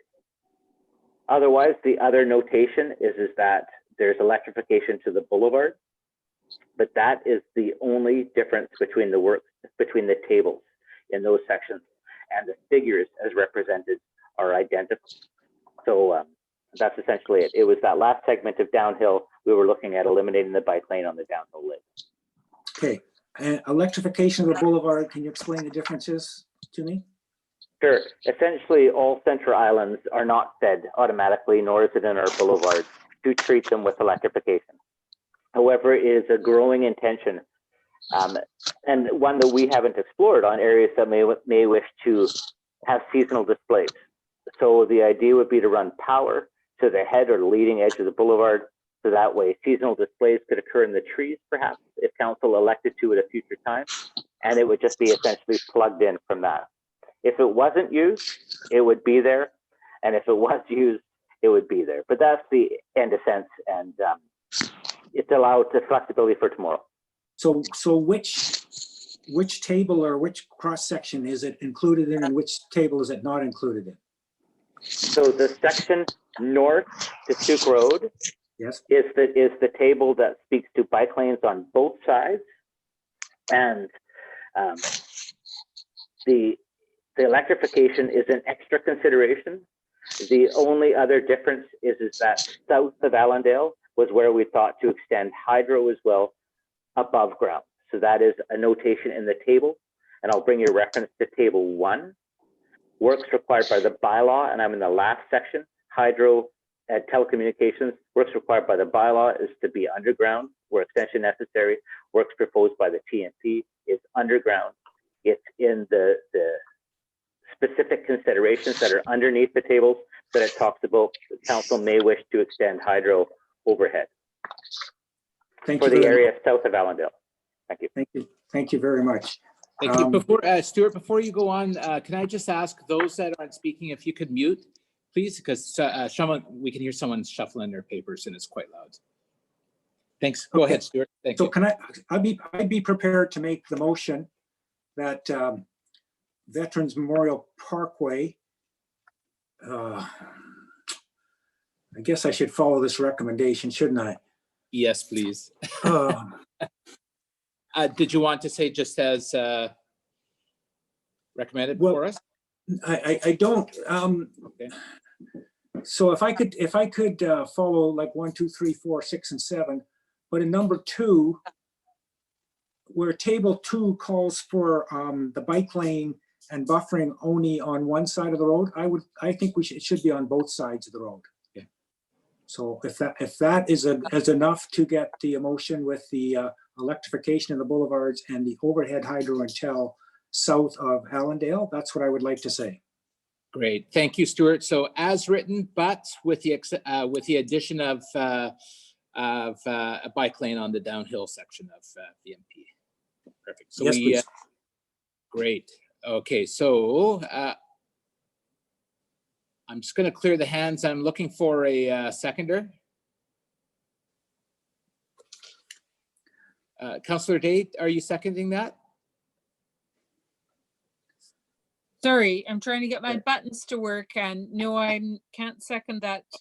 Okay, then Councillor Baxter, are you seconding? Sorry, I should have cleared the hands. You're muting. But that, I would like to second it with the change of one word, if Councillor Parkinson's on side, that the word constructed be changed to designed. Councillor Parkinson, you're okay with that? I'm sure I am. I'm just trying to find it. Okay. It's in the very first line. Yes, yes. Actually, thank you, Michael, for catching that. I agree completely. Okay, great. Thank you. So discussion on the motion, Councillor Jansen? No, I was trying to second, sorry. Okay, Councillor Day? Thank you. I just want to agree that the bike lane is important even on the downhill. My feedback from cyclists in Colwood has been that it's very difficult when bike lanes appear and disappear. Sorry, Michael, can you mute? Your pages are making it hard to hear. There. So the issue needs to be clear that bike lanes exist, because that way I think people make more space for them. I know they're going pretty fast sometimes, but especially during poor road conditions, it's very important. And I also very much agree with the design, because there may be some opportunities to put the works in to the design now, but then do some phased implementation down the road. And I'd like to keep that option open, whereas when we say constructed, it means it must be done. That's all my comments on that. Great. Thank you, Cynthia. Brent, you had a comment. Yeah, I just would like, thank you very much, and through the chair. It is the intention of this report to get clarity so that the works can go to not only be designed, but to also be constructed. And I am unclear if the amendment to the resolution reads designed and constructed, or is just limited to design without the phrase constructed in there. Good. Thank you for that, Brent. Let's, Councillor Baxter and Councillor Parkinson, perhaps we need to add constructed in as well as designed. I'm assuming that's probably the intention. If I could. No, if I that could- wasn't the intention. No? Okay, No. then I specifically changed that word because at the moment, because of problems with the lack of progress in finding a solution to the drainage, I don't mean lack of progress, but we haven't got there yet.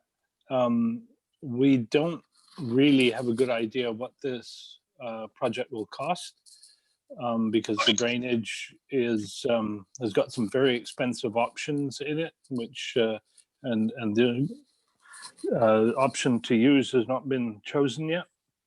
And I don't think there's any harm in staff coming back to us with the eventual drainage solutions during the design process and giving us the revised cost. And the reason I don't want us to issue orders to construct yet is we may wish to trim some of the items in here if the cost is excessive. So I don't think we should be signing a blank check. I think we should know much more accurately what the cost on drainage is. And Michael, you think that the bike lane will add significantly to the budget? That will make a substantial difference? If we construct? No, but the drainage might. And the drainage isn't in this resolution, but if it adds a lot of cost to the project, we may want to trim this one. You know, you can design it like this, but then, you know, just as we had to do with Whale Road once, we had to consider knocking things out to get the cost down. Gotcha. Okay. Stuart, Councillor Parkinson. Yeah, I just wanted to reassure Councillor Day that the motion calls for bike lanes on the downhill side here. So she seemed concerned about that, but I think we added those bike lanes in, so they should be there.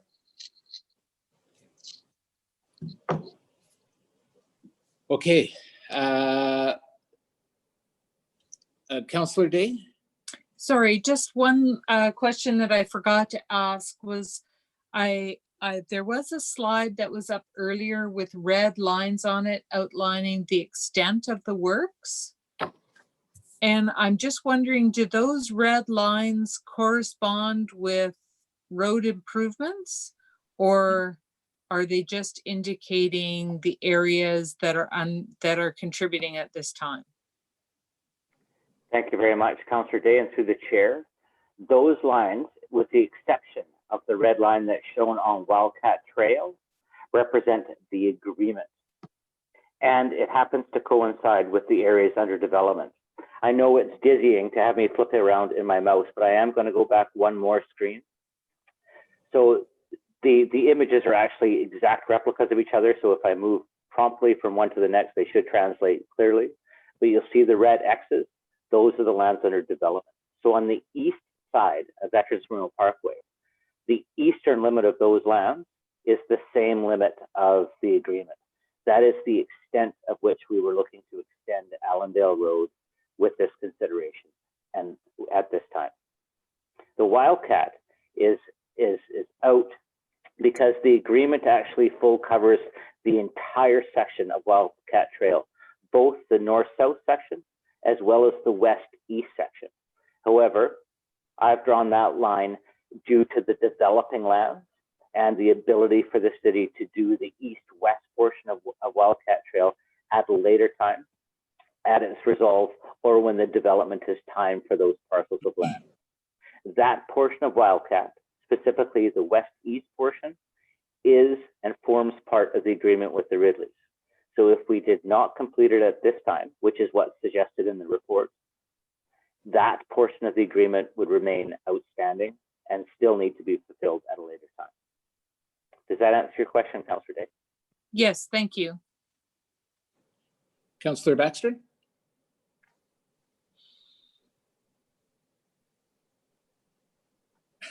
Michael, you're muted.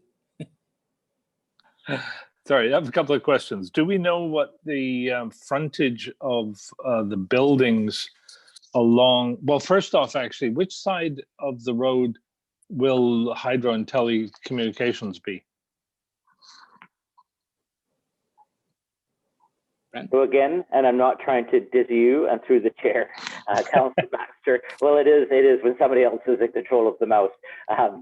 So at present, Hydro and Tel run up the west side of Veterans Memorial Parkway. They terminate with the service lead going to the lands just north of the development land. Traveling east on Allendale, there is no Hydro and Tel down the east side of that road at present. So through the design exercise, we'll pick the best side that's most suitable for conflicts, but we haven't got to that scope of detailed design. For the extension of Veterans Memorial Parkway, it would look to be extended right now on the west side of the road. So on Veterans Memorial Parkway, which is the road where the hydro will be above ground, it will be on the west side. That's the intention, unless there's an obstacle that I'm unaware of at the present time. Do we at present have any idea what the frontage of the buildings along that west side will be like? Will any of them be constructed, very close to the road? So the Allendale portion west, and I hope that you can see my mouse, but the Allendale portion west of Veterans Memorial Parkway, this development here does have some properties and some buildings that are planned close to the road, so they've got good visibility location. This parcel here is also subject to a rezoning application that we'll be considering through council in short order. I think you're more specifically asking about the horizontal setback from the overhead, creating a conflict to those buildings. Yep. And it's not perceived that the building height will be such that 3 meters of horizontal separation will be broached or in conflict with each other. Thank you. Perfect. Okay, and my only other question is, in item 4, there's a mention that staff do all necessary bylaw considerations to enable the lands to be contained within the appropriate sanitary bylaw area. Are they not already in all of the relevant bylaw areas? Yes, they are right now considered as exempt from some of the provisions, as they are part of the front enders in the system. And there's essentially no work. It is the city's obligation to serve those lands and provide sewer connection to them. So there is no specific bylaw considerations. Good correction. Right, they're in the bylaw, but they don't have to pay anything other than the yearly taxes once they're connected. Yeah. Okay, great. Thank you very much. Brent, just a couple of things. Will sidewalks go all the way from Souk to the southmost red line? Thank you very much, Councillor Logan. Yes, it is the intention that both sides of the road will have sidewalks contiguous all the way to Souk Road and tie all the way through. That's correct. Thank you. My other question, I just want to resolve this construct and design wording. I just want to make sure that by not having construct in the motion, that it won't unduly delay the project. And further, just to Michael's point, that should costs, after we've considered the drainage option, should costs be over and above the approved budget of 4.5 million, that it would have to come back to council anyways. Am I correct? You are correct. We will also need council's approval for the award as well, because of the value of that award. So you are very correct on everything you said, Councilor Logan. Okay, so is the wording as is to design appropriate, and then we will give approval to construct once we award the contract? So the value of the works has already been contained within the budget. I understand the intention of the amended resolution to cross out construct and be designed. I believe that does give us direction to move forward and progress in terms of the RFP right to that point. And council would be vested in the award. Great. Okay. Thank you very much. Mr. Earl. Thank you, Chair Logan. I was going to provide a similar commentary. The budget provides approval to construct. The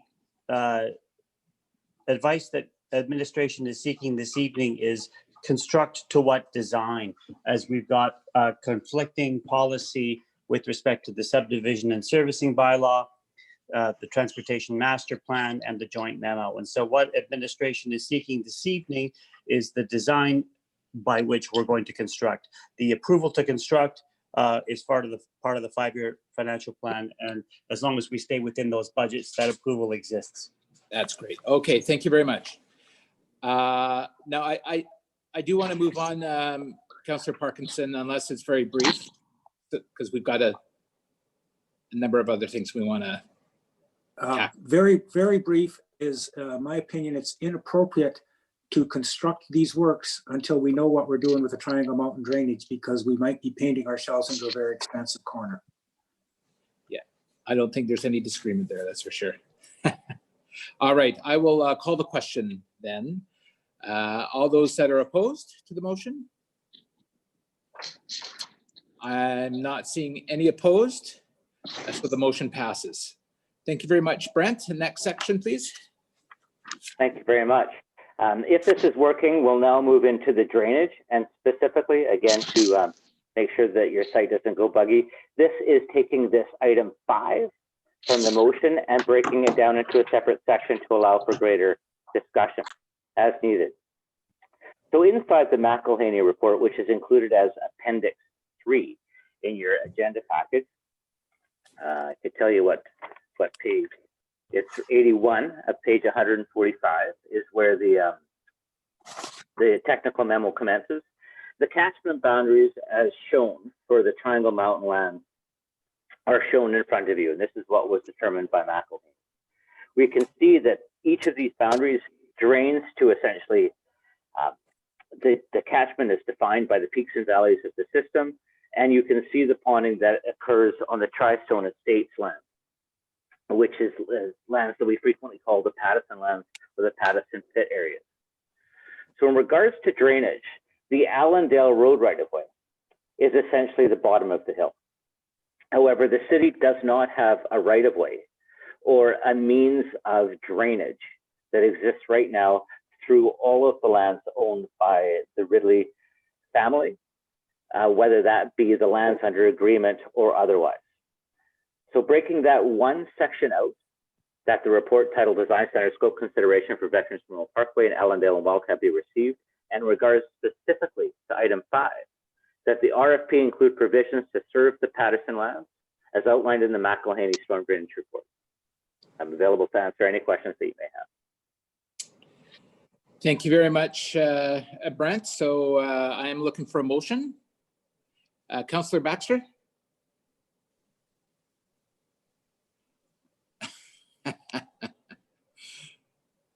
Let's see if we can, you'll need to unmute. Oh, sorry. I would like to move that.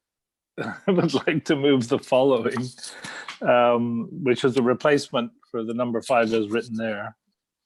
And you should all have received a copy of this by email to make it easier to follow along. But I will read it all out unless the chairman instructs otherwise. So the new version is the RFP include a requirement to complete the necessary groundwork to provide a solid basis for a recommended solution or series of solutions to deal with the flooding in Pattison Pit, with a view to achieving the lowest life cycle cost solution that achieves the following objectives. 1, no contribution to Colwood Creek that would cause additional flooding of that creek unless it is on a greater frequency than once every 200 years. 2, allows the city to prevent flooding of the adjacent properties from the subject property, and I emphasize only from the subject property. And it should be noted that this is a relatively rare event, and temporary pumping solutions should be considered for this item in the interim before development of the Pattison Pit occurs. 3, allows the property owner to develop the properties in accordance with the current zoning. Note that the property owner can, at time of development, be required to provide at least part of the solution by, for instance, filling the hole with permeable material, not necessarily granular, and providing in-ground disposal and surface detention, or use to some reasonable and feasible extent. And similar requirements can be put on some nearby development properties to reduce total runoff from the area. So that's what I'm moving. And if I get a seconder, I can motivate. Thank you, Michael. Councillor Day, are you willing to second? Yes. Thank you very much. Okay, Councillor Baxter.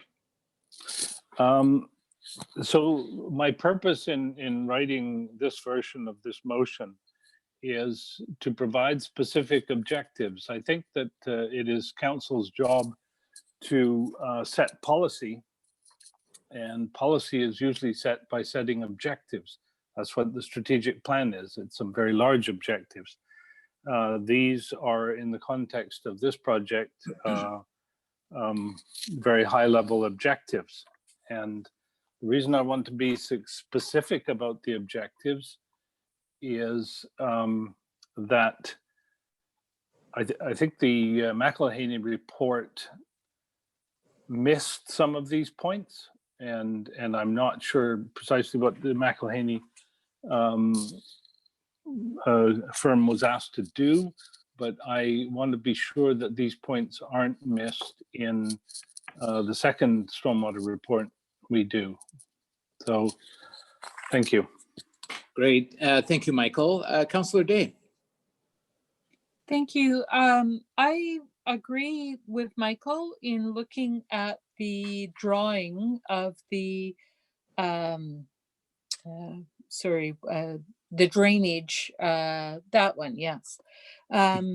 So very shortly after I was first elected, almost 20 years ago, I had the pleasure of being on site on the Ridley lands across from Boutique Place, which would be approximately south of the present development that we're talking about, and was informed about drainage issues coming off Triangle Mountain and being directed onto the Ridley lands in that area. Now, that does not correspond with any polygon that's identified on this map, so it would be roughly where it says outflow to Colwood Creek via Veterans Memorial Parkway in the little bubble that's on the screen. Nope, left. And one more left. Yep, that one.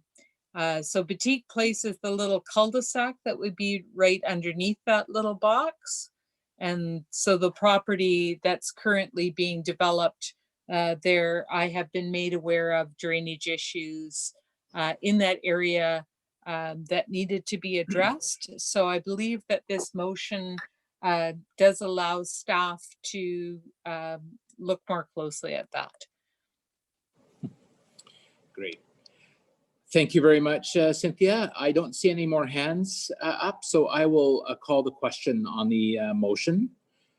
Those opposed to the motion presented by Councillor Baxter? I don't see any opposed, so the motion passes. Thank you very much. Great discussion, everyone. Okay, Brent, next cross section, please. Thank you. Separate from the cross sections and embedded in the Veterans Memorial Parkway works was a specific request to carry out survey and design beyond the scope limitations that were shown on those red lines.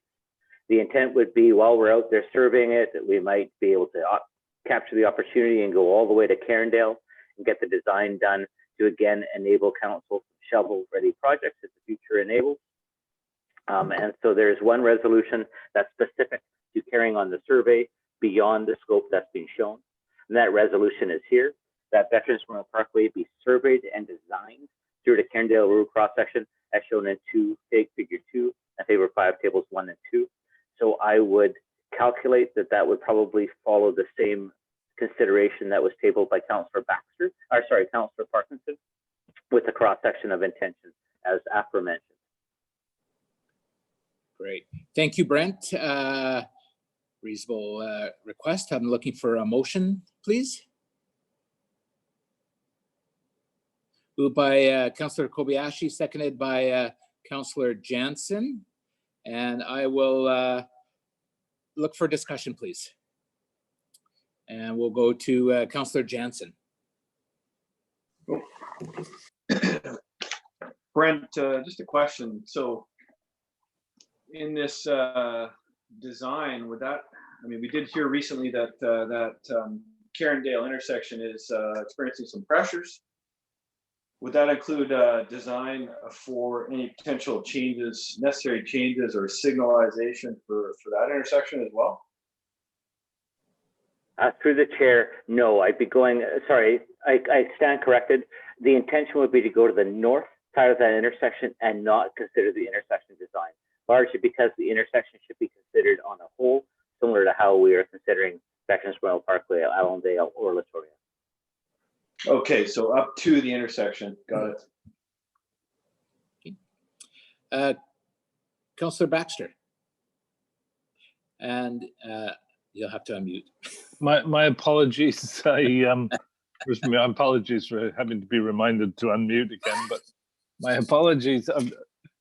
I seem to have lost what it is we're considering right now. Can I just be reminded? Sure.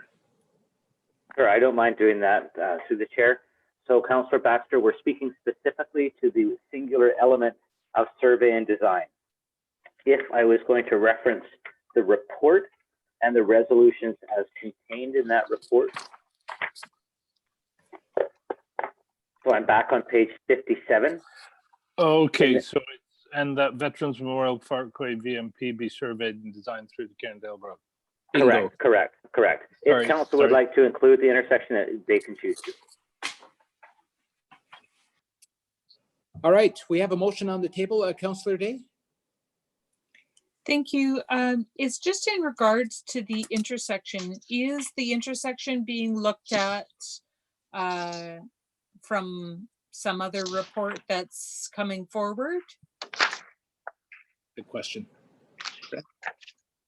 So recently we have brought the transportation master plan through an updated lens that was considered by committee at the transportation committee.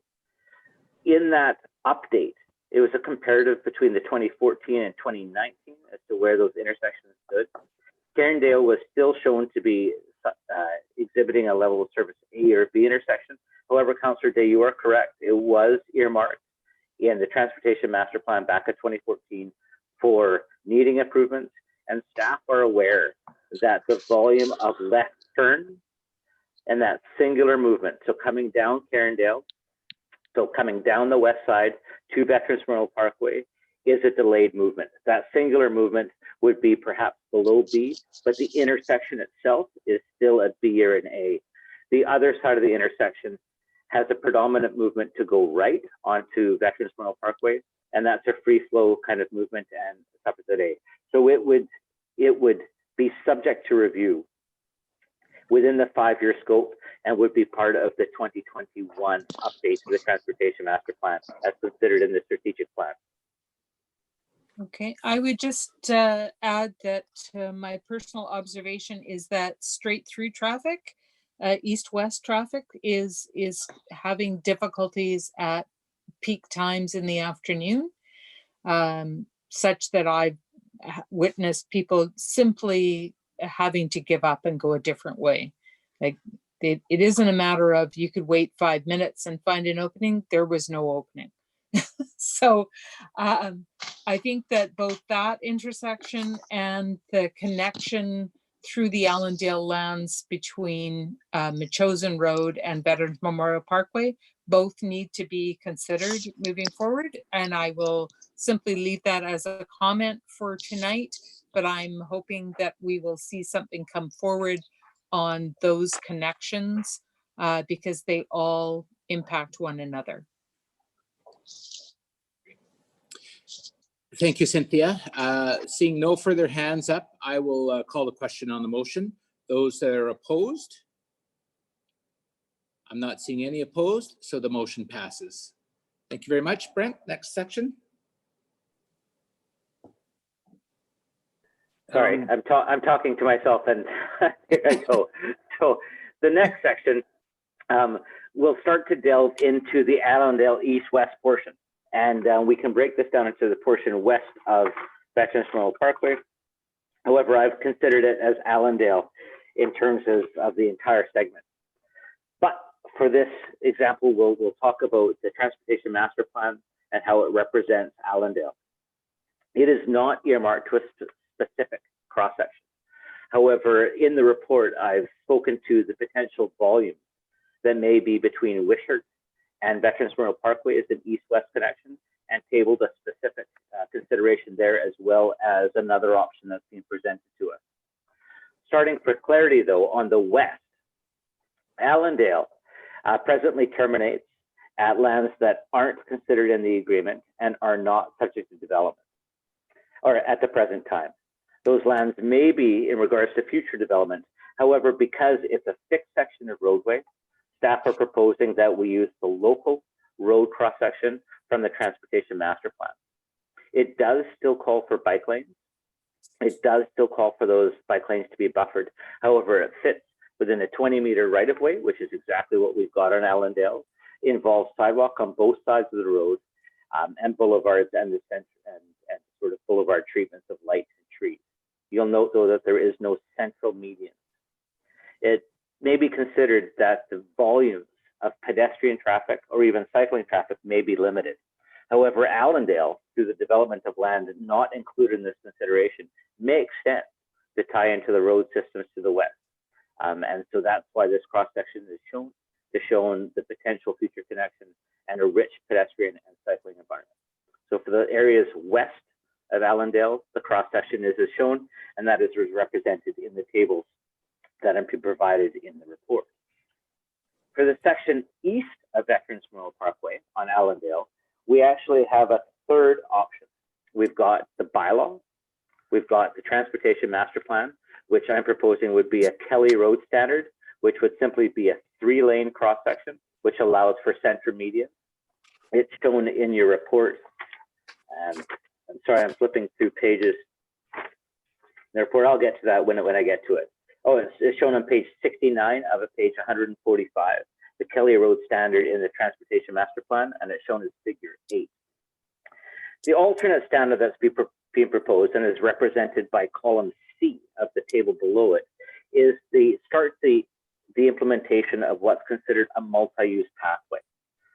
Multi-use pathways are pathways that are protected behind the curbs, so located off the travel surface of the roadway, and would accommodate both cycling movements, and pedestrians. Galloping Goose or regional trails will be considered multi-use pathways because of the fact that they facilitate multiple users. This would not clearly have the volume that I've just referenced, but it's the same sort of context for a visual reference. So on page 69, page 13 of 22 of the report, you'll see all 3 sections tabled for that east section of Allendale. The local road standard, which is the same relationship that I'm proposing for the west side of Veterans Memorial Parkway. The Kelly Road standard, which creates those left turn bays and pockets, which I think will be necessary to adequately serve the land under development. And then the C, which is the integration of a multi-use pathway. And that's, I know it looks flipped on the image in the screen in front of you. I tried to not do that. However, it's representing that the multi-use path is intended to be on that north segment of roadway. So the recommendation that we've got specific to that is that Allendale Road be constructed both above and below ground, shallow utilities, deep utilities, and lighting for that portion east of Veterans Memorial Parkway, as shown in figure 9, table 3. So that's on page 69, and that's that multi-use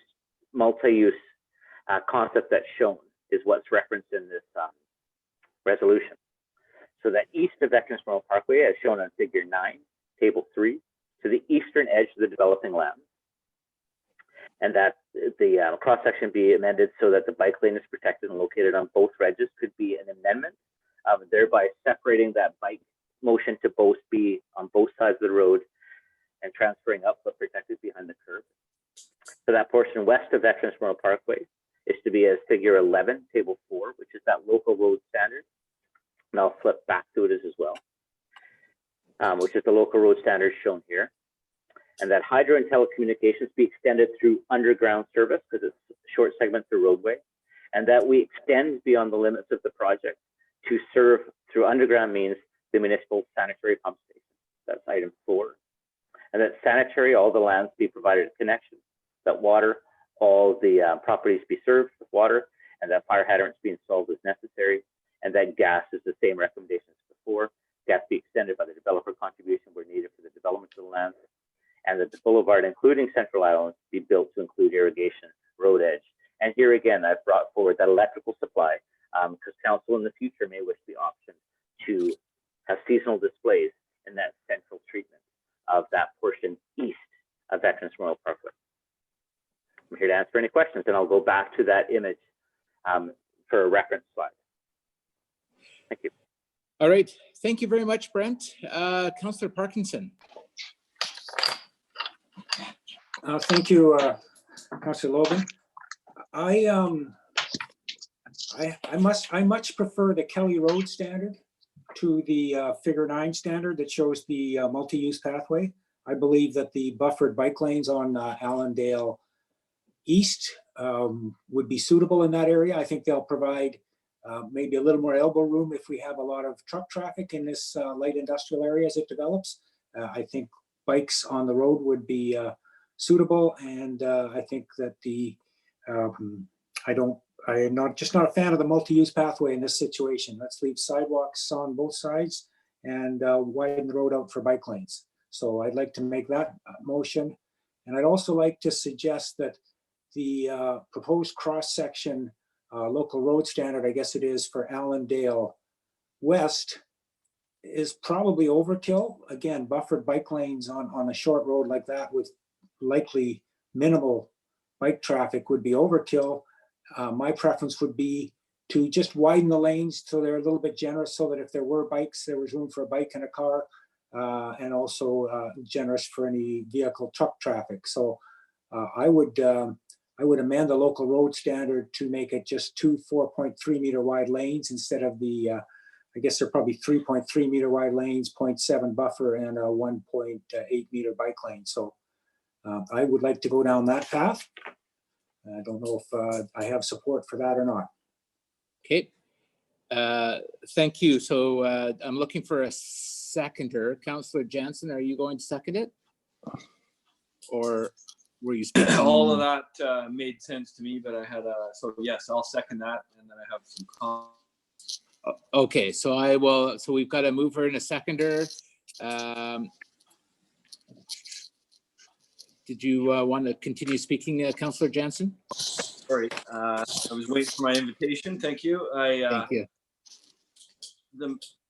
Brent, on the multi-use path, what kind of finish is that? Is that a paved pathway? Yes, it would be a hard surface.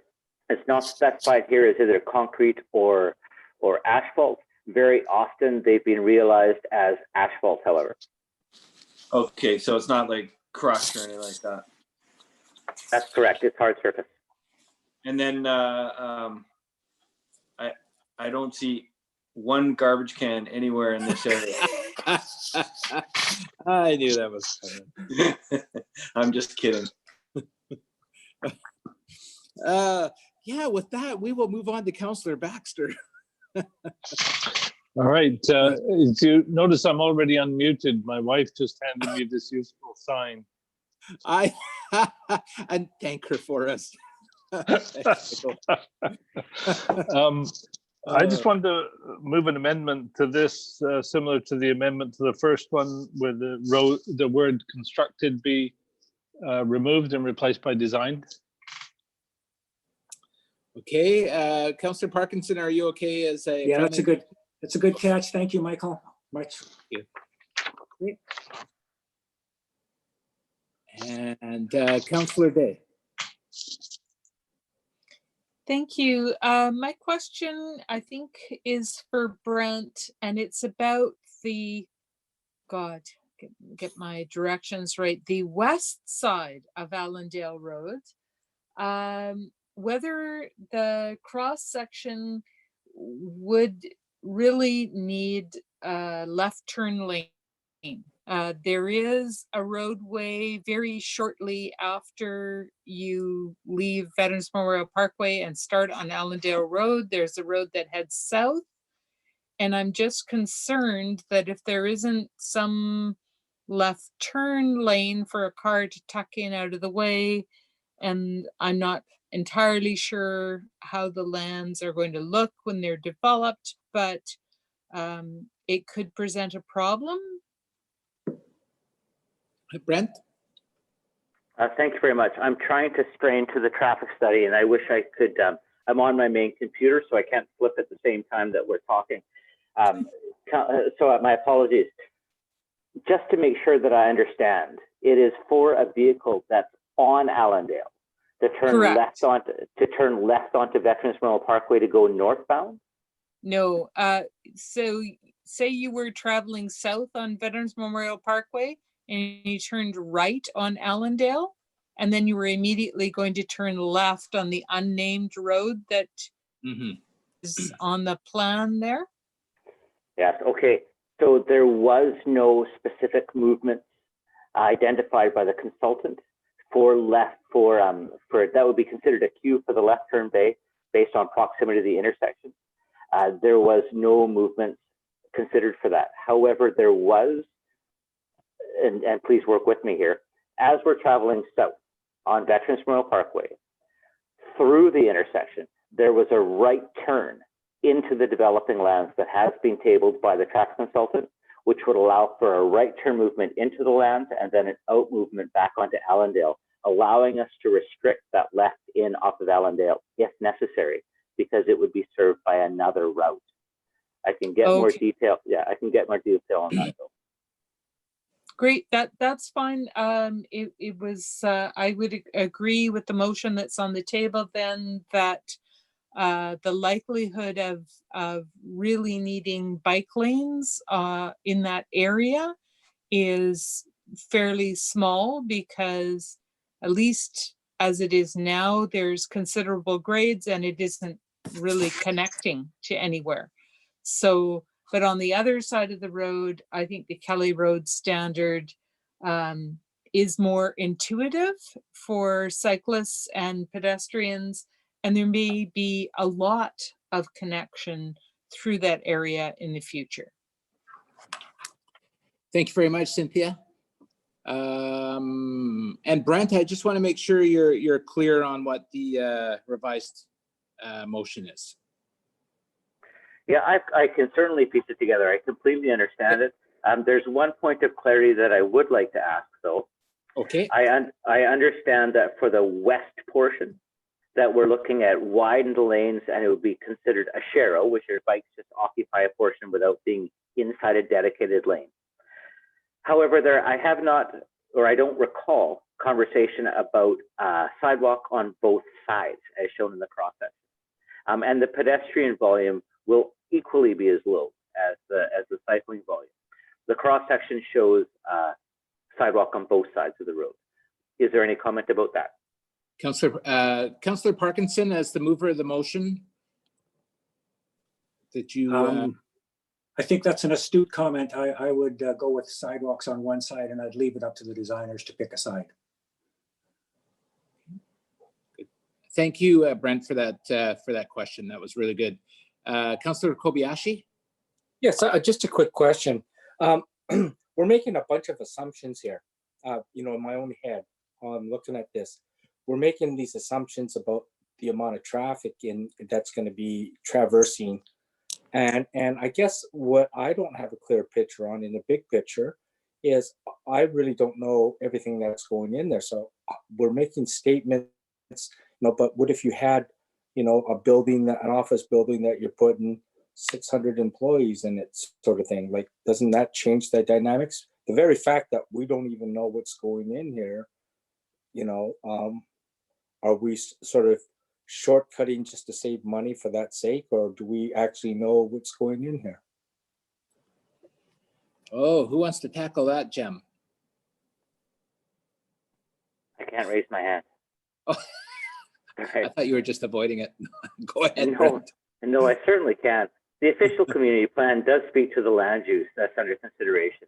and the lands that are subject to rezoning, and if you can, the screen will hopefully show my mouse, are this portion here, only because there's a residential component to the back piece that'll need to be tied into the front piece of land to bring about the mixed use employment land. This other piece of land here is considered for rezoning simply because of a text consideration for a quick serve restaurant in very light format, because council will consider those in far greater depth.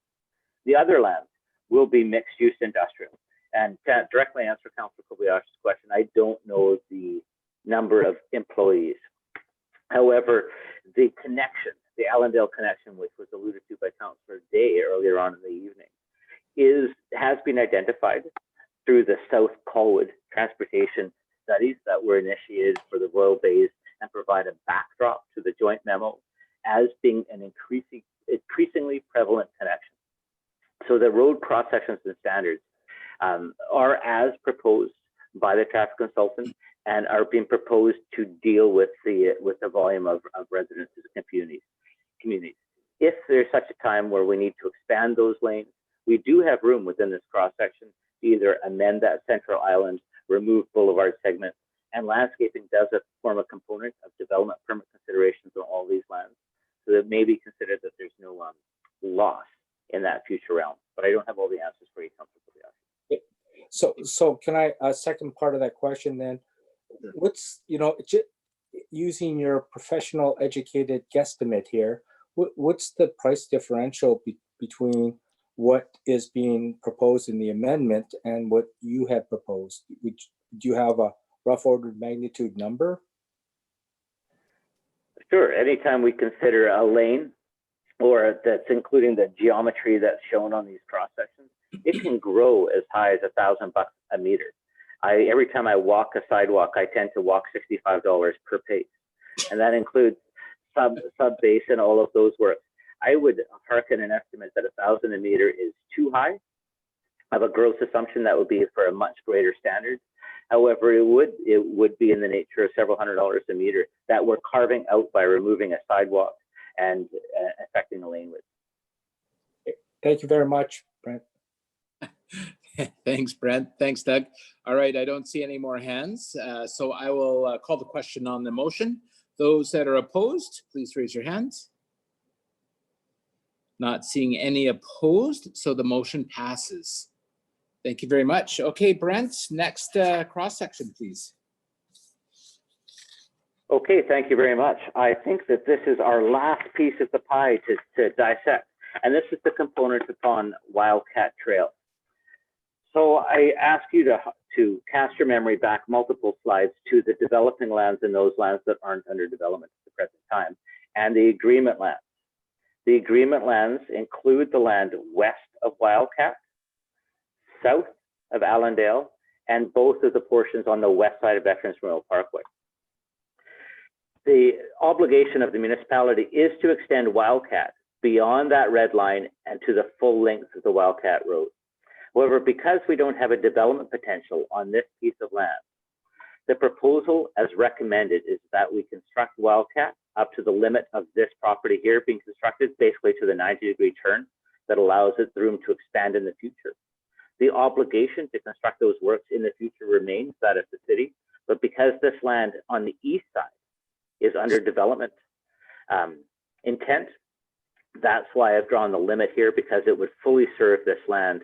It would build the road geometry to that extent and allow consideration tomorrow for how far we could go. However, council should note that that red line is only due to what's being built today, and it does not represent the agreement that it stands. However, the consideration for the density and the use is similar to what we spoke about for the west portion of Allendale, that it has a terminal end. It will not come out onto Veterans Memorial Parkway or Souk Road because of the proximity of the intersection. So it will terminate here. There may be some right-in movements enabled on the land as working with Ministry of Transportation and Highways in the future. But this land, density intent is unknown at the present time. It is not part of the present development considerations. So we've tabled the cross-section for local road standards, no central islands, yes, a bike lane and and sidewalks on both sides. Boulevards would have not electrification, but would include trees, landscaping, and irrigation. Electrification is not proposed for here, but underground servicing of hydro and tails is proposed for here. So going on to that recommendation, that Wildcat Trail, all of which be shown on that previous drawing, be constructed above and below ground for the shallow utilities, including lighting, as shown in figure 13. And figure 13, I will just flip, is on page 73 of your agenda package, page 17 of the report. And you can see that that's the image that I've shown earlier on. And what it basically says is that portion of Wildcat north-south be constructed above and below ground to the cross-section as shown on figure 13. However, you may choose to modify it that the sidewalk only be located on one road edge. And I've implied here that you may choose the eastern road edge for that sidewalk to be constructed on. I further requested consideration that that portion, the west-east, not be improved at this time. However, I've already spoken about the constraints of the agreement and the reasons for this proposal. I have proposed that we have proposed that the sanitary be extended to serve the lands in that northwest portion, and that it be essentially subbed out based on the decision for the east-west portion later on, and that the boulevard be built to include irrigation, road edge plantings, including grass, trees, and shrubs, and be served by electrical supply, but that's a plus or minus as far how far you'd like to go with that. Thank you very much, and I'm here to answer any questions about this specific Wildcat section. Thank you, Mr. Brent. I will go with Councillor Baxter. Where is your wife? Where's my sign? Yeah. Yeah. All right. I'm getting old, you know, Gordy. Yeah, I'd like to move it with the following changes. The word constructed be removed and replaced by the word designed. And since we're only talking design, we can combine items 1 and 2 to refer to the entirety of Wildcat Trail so that it is all designed at this point. And later, when we come to construct, it can be shortened. Similarly with item 3, reference to north, south, and east, west can be removed. And it just say that Wildcat Trail be served by sanitary extension. And we don't need any of the rest of it. Thank you, Michael. Councillor Parkinson, are you willing to second it? I see your hand up. You know, Michael and I were getting along so well, but no, I don't agree with that. Okay, so I'm Councillor Day. Are you willing to second that one? Yes. Okay, perfect. Thank you. So we have a mover and a seconder, and Councillor Parkinson, I saw your hand up first, so I'll go to you, and then Councillor Day. Okay. So my discussion was going to be that we should just mirror the same road cross section we just agreed to for Allendale West on here. I was going to suggest that as Michael has, that it's just be the design, not the construction. But as far as doing that leg, the east-west leg on it, I don't know what's going to happen there, what properties are going to get consolidated, how any development in that area may occur. It seems to me that might as well wait till there's some clarity of what's going on there before anything happens. I would say it's quite likely that road would never be extended the whole way, that properties will be developed. Somebody maybe want to assume that road right away to make a more developable parcel. So I think, frankly, to even to do the design of the east-west portion is a bit overkill. So we'll see where this motion goes, but if it fails, I would come back with trying to do the same cross-section as on Allendale West. That's great. Thank you, Stuart. Councillor Day. Thank you. Yeah, I think there's still a lot of unknowns in the area.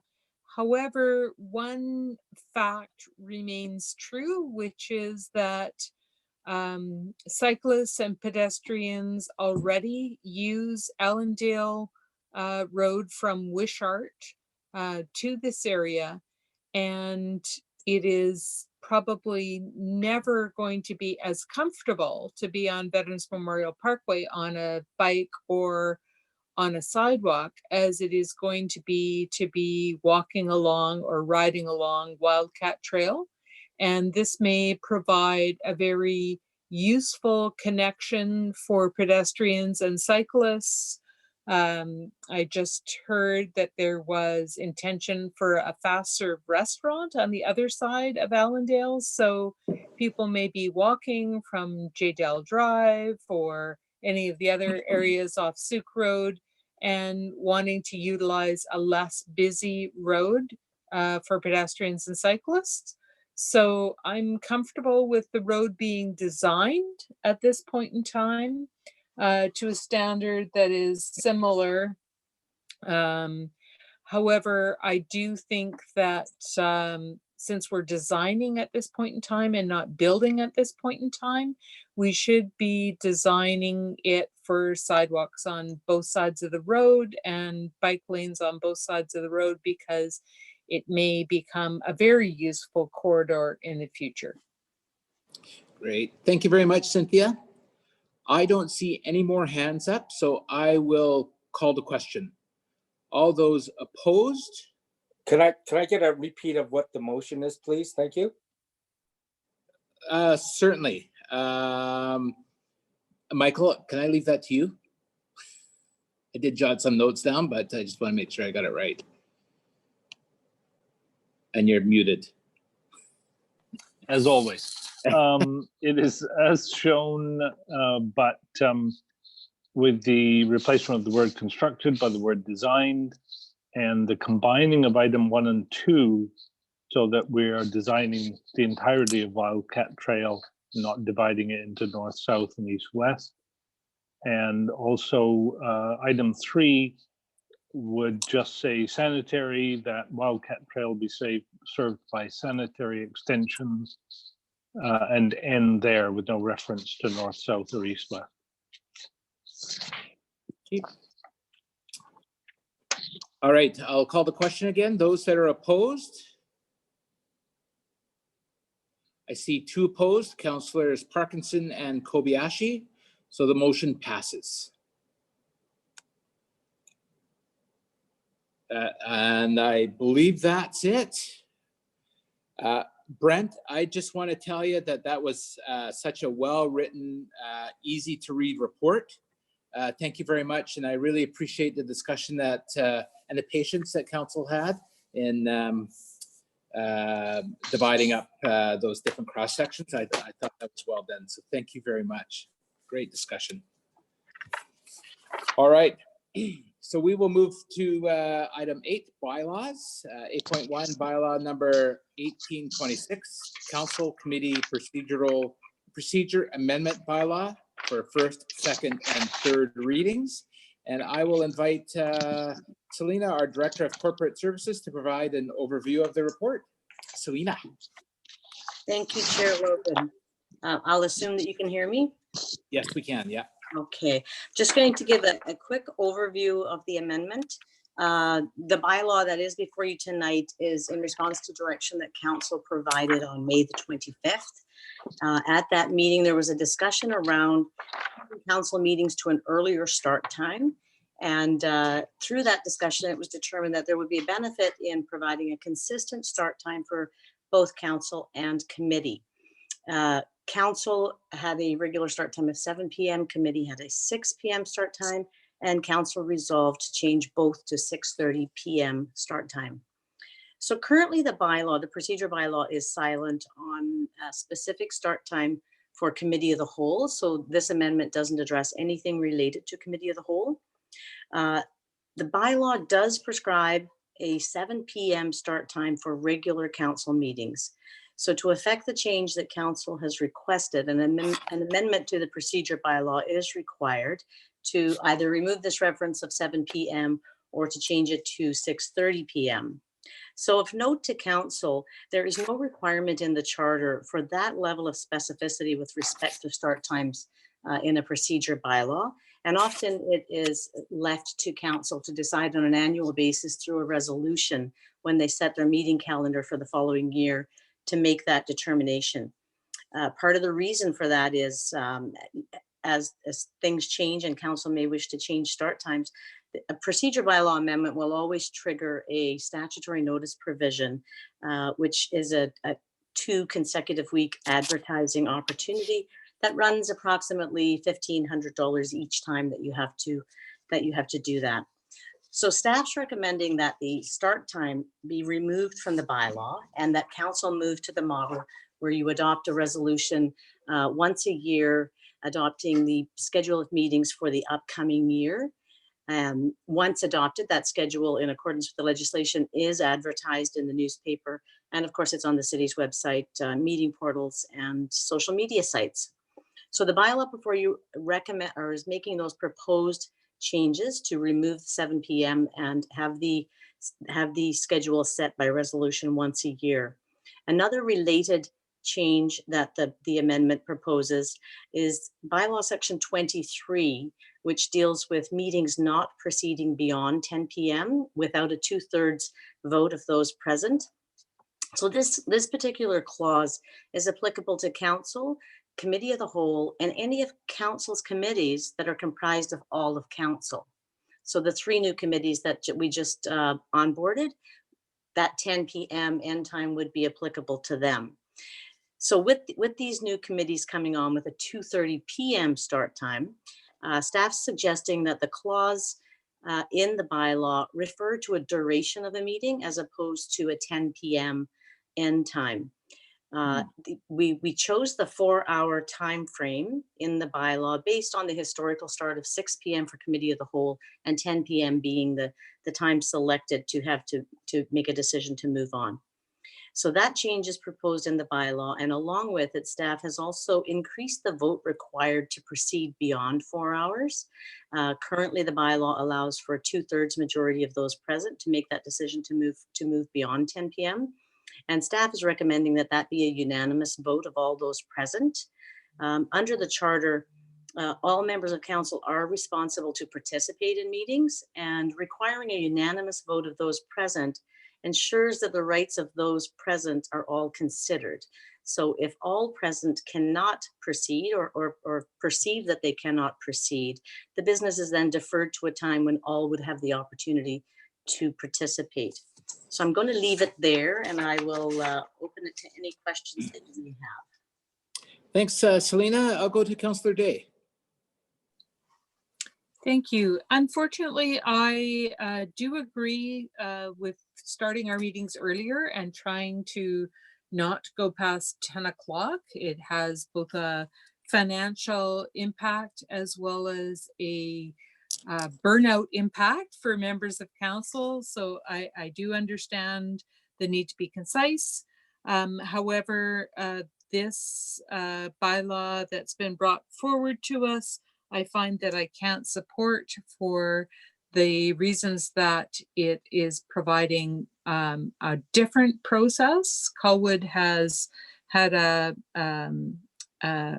reliable process for a long time about when our start times would be. And I think that that is disconcerting for our public, and requiring that 100% of council agree to go past 10 o'clock, I think is onerous on council. So I cannot support the bylaw that's been brought forward. Thank you very much, Cynthia. So we will move into the bylaw section. I'm looking for a mover and a seconder, and that mover and seconder will carry on through all 3 readings of the report, of the motion, the bylaw rather. So the mover is Councillor Kobayashi, seconder is Councillor Jansen. And so I'm just going to clear the hands. Thank you very much. So on the first reading, discussion, Councillor Baxter.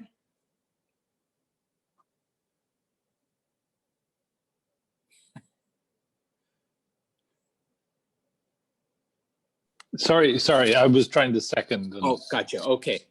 Yeah. I'll call the question on first reading. All those in favor? Or sorry, those opposed? I Sophia, right?